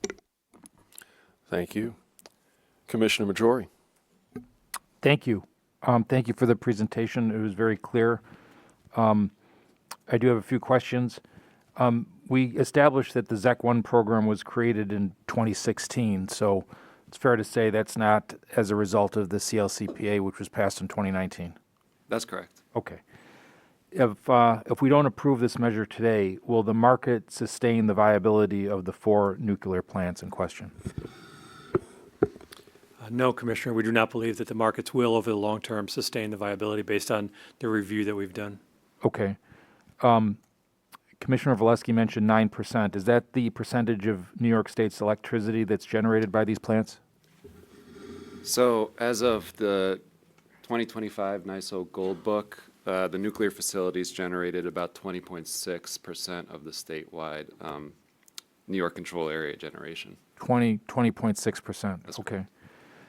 So also, as mentioned by Commissioner Valesky, the NYISO has a large load interconnection queue that tells us that several enormous energy consumers are on deck, including data centers and high-tech manufacturers like Micron, which recently broke ground. Will some of these consumers that are not yet online draw power from the plants supported by the ZECs? So generally speaking, depending on where the large load is sited, it could directly benefit from the nuclear facilities in upstate. But these facilities provide general reliability services to the statewide grid through the provision of consistent zero-emission generation. And they support the delivery of other forms of generation from across transmission interconnects from the northern and western parts of the state to the load centers throughout the state. Okay. Suppose, as a commission, we wanted to try to address the challenge of providing all the energy that's going to be needed from the other direction. Do we have the legal authority to halt growth of some of these large electricity consumers? So I'm seeing John is interested here, but I'll say that under current laws and regulations, the commission and utilities have an obligation to serve customers. Yeah. Okay. But these facilities, as we noted, will be important for reliability purposes to serve existing and new customers. Okay. You had mentioned, you had alluded to costs involved if the 4 nuclear plants shut down. So the ZEC program is costly. Do you have a sense of what the cost would be of replacing these energy sources? Would it be more, or just broadly, would it be more costly? Yeah, the short answer is yes. Yeah. These facilities provide over 27 million megawatt hours of zero-emission generation a year. The draft order recognizes that if you were to replace these resources with equivalent renewable or zero-emission resources, it would be more costly than continuing the extension of the ZEC program. Okay. And once again, to build on something Commissioner Valesky said about other discussions having to do with nuclear energy, is there anything in the language of this order that sets a new precedent or that binds the Commission to future decisions about future nuclear projects? No. As proposed, the program would only apply to existing nuclear facilities. They would be the only eligible facilities to participate in the ZEC 2.0 program. And actually, the draft order explicitly states that the broader policy decisions regarding new nuclear and advanced nuclear technologies are outside the scope of this order. Okay, thank you. It's a very compelling presentation. I will vote in favor. Thank you. Thank you. Commissioner Bright. Thank you, Rob and team. I have no questions. This is an important part of our energy mix, as Commissioner Valesky perfectly described, and this is at a time when we need more generation, not less, and these are high-performing assets, as you described, Rob, that have clear benefits. I think you said 13.7 million metric tons of CO2 per year avoided. So great work, and thank you very much. Thank you. Thank you. Commissioner Sheehan, I believe you are recusing from this items. That's correct. Thank you. Commissioner Vlhova. Thank you. I want to thank staff and all the stakeholders who've submitted comments in this matter. I have quite a few questions, so please bear with me. I'd like to take a bird's eye view first.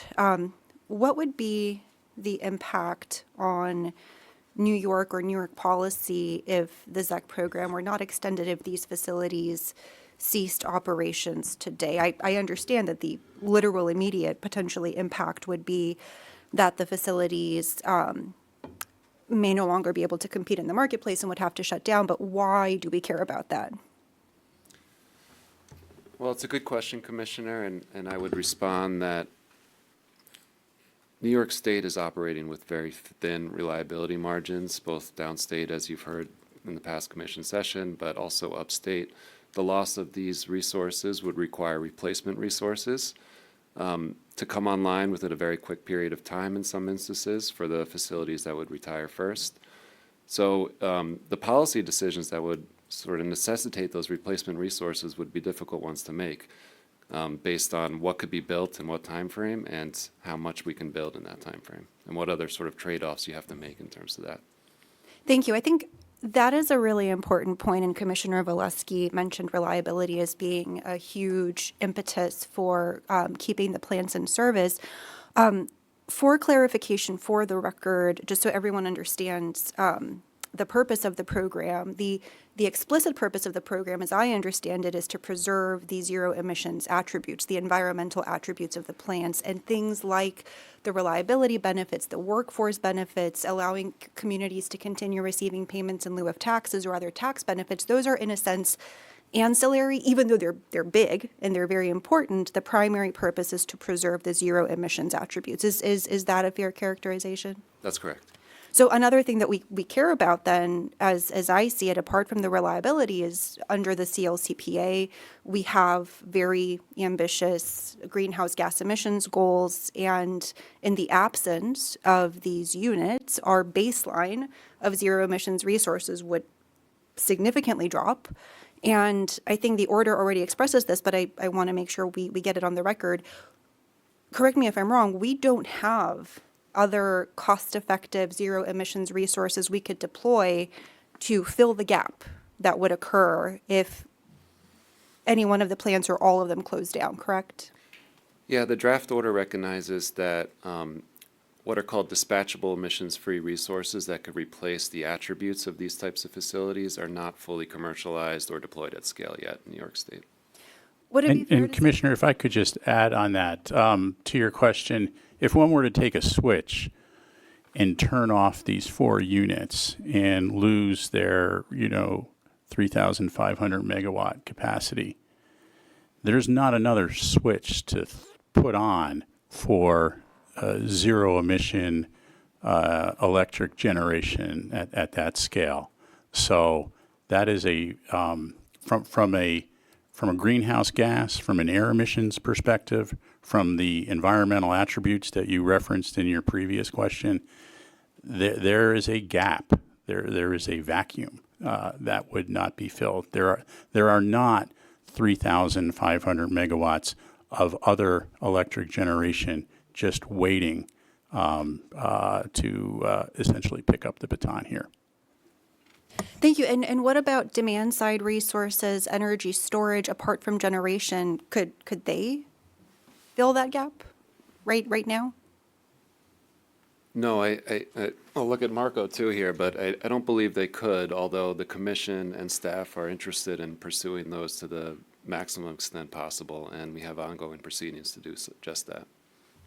So my follow-up question then, as Commissioner Majori noted, this program comes at a cost. What does continuing the ZEC program and investing ratepayer dollars into it mean for all of those other programs, like Grid of the Future, like the coordinated grid planning cycle? Are we talking about a zero-sum game? Is this either or is it yes and? Yes, and. So, in other words, by extending the ZEC program, we are keeping all solutions on the table. We are maintaining our existing fleet of zero emissions resources and all of their reliability and workforce and community benefits while keeping our, what is the expression? Pedal to the metal when you're stepping on the gas, not taking your foot off the gas or the electric vehicle as we continue to aggressively attempt to grow things like flexible resources and demand side resources and energy storage and wind and solar. Is that fair to say? There's no slowdown in any of those efforts. We're still aggressively pursuing them. Correct. Okay. I want to close with a question regarding the needs assessment for these facilities. How do we know that each of the facilities requires ZEC payments in order to remain operational? So, Commissioner, the way that we know that it's a multifaceted answer, and I'll try to summarize it the best I can. We reviewed the cost needs of these plants on a consolidated basis, an aggregated basis in this proceeding, and we received confidential information that confirmed that we did not believe that any of the plants will be able to operate in the long term with just market revenues, as I replied earlier. In 2016, we had reviewed the costs on a facility by facility basis. This was in part necessary because we had two different companies that were involved, and we had that data broken down a little more granularly. At that time, the companies had stated publicly that their total costs were about $50 per megawatt hour in order to operate the units. We reviewed that confidential information and found that that was accurate. And that review was done with a confidential proceeding with multiple stakeholders that were involved. And we were comfortable that the resulting ZEC 1.0 program, along with the expected market revenues, were going to produce about enough in that $50 range, about enough for the plants to remain in operation. And of course, that's what's occurred. As Rob pointed out, for ZEC 2.0, our interest is in continuing the program and to ensure that all the zero emission attributes are retained. This requires that the overall revenue that all of the plans get is sufficient to keep everything open. The confidential information, as I mentioned, was aggregated.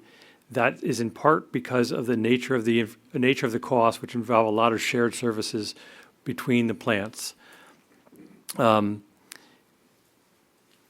addition, as Rob mentioned, there is a penalty if any one of the plants shuts down. So we have to make sure that we're providing enough in aggregate for Constellation, the owner, to keep the plants open. Our reviews show that overall the plants have costs which are much higher than what the market revenues are expected to be. The market revenues in 2029, according to the ISO and internal capacity revenue forecasts, are expected to be approximately $40 or a little under $40 per megawatt hour in 2029. I'll remind you that I mentioned in 2016, we had confirmed facility by facility that the costs were approximately $50 per megawatt hour. I can also state that the costs were very similar facility by facility. So we've had those expenses grow over time. And so it's not surprising to myself and those who had looked at it that the 2029 to 2032 data supports some really much higher costs than even the $50 that had been talked about previously. So market revenues just wouldn't be enough. So we can state that with the tranche pricing proposed here in this order, as well as the forecasted market revenues, that we do expect that should be enough that the plants will remain open and these zero emission benefits will accrue for New Yorkers. Going forward, as each tranche goes on, there will be slight increases in the tranche price, roughly the rate of inflation, 2.5% to 3%. And we believe that the end result, Rob mentioned the $2.80 impact on an average residential customer while it's a financial burden on customers, it's one we believe that it's lower than if they shut down, and it's only incrementally higher than the current ZEC 1.0 price burden. So while there hasn't been a facility by facility review to confirm things, we know that, as I said, based on the expense of the plants and our history of looking at these plants facility by facility, that this level of support is necessary to keep them all open. Thank you. That answers my question fully. I will be supporting the order, and I want to provide one personal anecdote. When in my prior life working at Pace Energy and Climate Center, I conducted some research on the impact of closures of upstate coal generators on the local communities and their loss of payments in lieu of taxes. And as part of that, my research team and I submitted some FOIL requests to some of the local municipalities, and one of them, I won't mention which, just wasn't responding to our requests, and we got frustrated and started calling, and no one was picking up. Lo and behold, they had to cut the budget and the staff for their town clerk's office significantly because they'd lost significant revenue from, less power production from the local coal facility. And that's one very, very small observation, but it definitely made me appreciate a little bit more that shuttering a large plant that provides jobs and pilot payments or other tax revenue to local communities has a real tangible impact. So when the time comes, because these plants will shut down eventually, I hope that, and I expect that future commissioners on the commission will hopefully initiate a process to ensure a just transition for the local towns and for the workers. But in the meantime, I'm supportive of the program and look forward to the 4-year review process where staff will vet the continued financial need of each of the generators so that we are not paying ZEC payments where they are not actually necessary. Thank you very much. Thank you. I'll now conduct a call for a vote. My vote is in favor of the recommendations contained in the draft order as discussed. Commissioner Alisi, how do you vote? I vote yes. Thank you. Commissioner Valesky? Yes. Thank you. Commissioner Majori? Yes. Thank you. Commissioner Bright? Yes. Thank you. Commissioner Sheehan is recusing. Commissioner Villova? Yes. Thank you. The item is approved and the recommendations are adopted. Thank you, everyone. With that, we now move to the consent agenda. Do any commissioners wish to comment on or recuse from voting on any items on the consent agenda? I'll begin with Commissioner Alisi. I do not. Thank you. Commissioner Valesky? No comments or recusals. Thank you. Commissioner Majori? No comments, but I am going to recuse from item 261. Confirming item 261, your recusal. Thank you. Commissioner Bright? Yes, I'm going to comment on two items.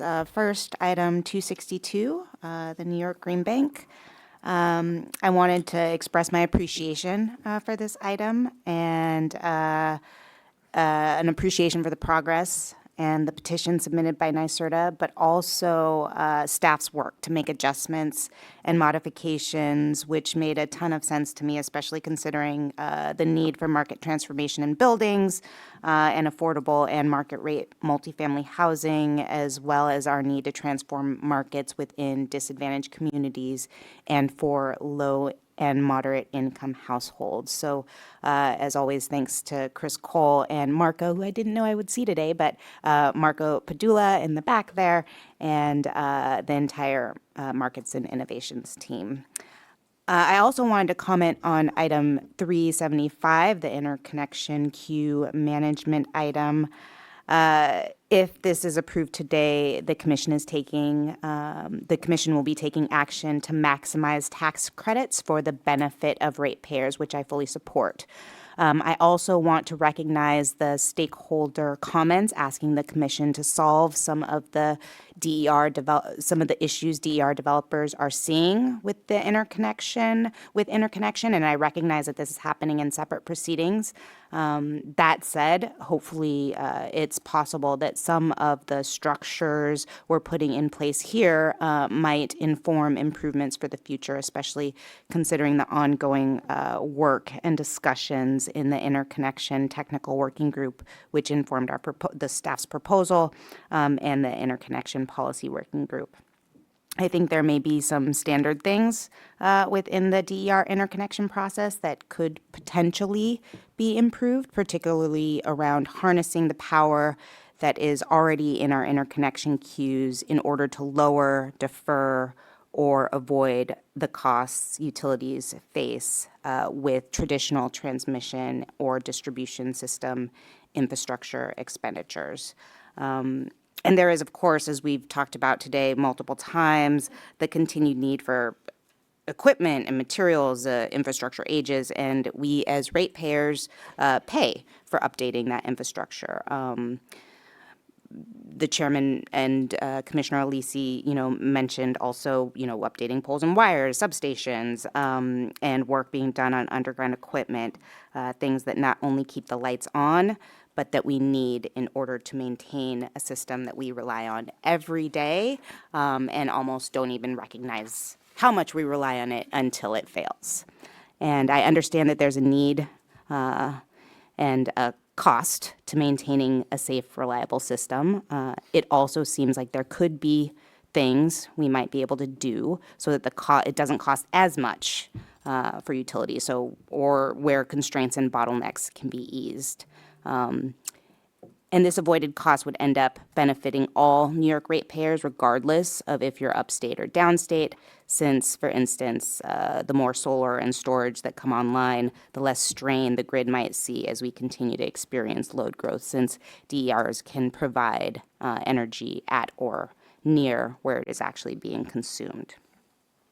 This could also have a positive impact on wholesale markets as well as some of our winter reliability needs, especially if DERs are increasingly treated as an asset in the utility planning process. I recognize that this is a delicate dance and a balance. Utilities are cautious for a reason. That said, our utilities have been open in the past, and I hope they will continue to be open to innovative approaches that will help keep customer costs down. So again, while I support what we're doing here. I hope some of the structures we put in place could be a bit of a proving ground for future improvements, even as we work on a variety of other proceedings, including the proactive planning process, the grid of the future, or the Con Ed reliability needs assessment that we moved forward in December, or proceedings looking at the marginal cost of service and locational system relief values and demand reduction values to inform pricing. So more flexibility, increased reliability, and cost containment is possible. If we continue to work together, we can achieve that. So I appreciate staff's work, extremely thorough work on this particular item and to move this particular item forward. Liz, Jason Pazzi, Jalila, Sandra Sweet, and also all of the stakeholders who gave incredible input in a very short amount of time and helped staff work to meet this moment. And I am sure there will be more moments to be met. So thank you, staff, and thank you, Chairman. Thank you. Commissioner Sheehan. So I am recusing from items 368, 371, and 375. And I don't have any comments on the other items. Thank you. Okay. Confirming recusal 368, 371, and 375. Thank you. Commissioner Vlova? No comments, no recusals. Thank you all. Do a call for a vote. My vote is in favor of the recommendations on the consent agenda. Commissioner Alisi, how do you vote? Yes on all items. Thank you. Commissioner Valesky? Yes on all items. Thank you. Commissioner Majori? Yes on all items except for 261, which I'm recusing from voting on. Check. Thank you. Commissioner Bright? Yes on all items. Thank you. Commissioner Sheehan? Yes on all items with the exception of items 368, 371, and 375, where I'm recused. Thank you. And Commissioner Vlova? Yes on all items. Thank you. The items are approved and the recommendations are adopted. Madam Secretary, is there anything further to come before us today? There's nothing further today. And with that, thank you all. Happy New Year, and I adjourn.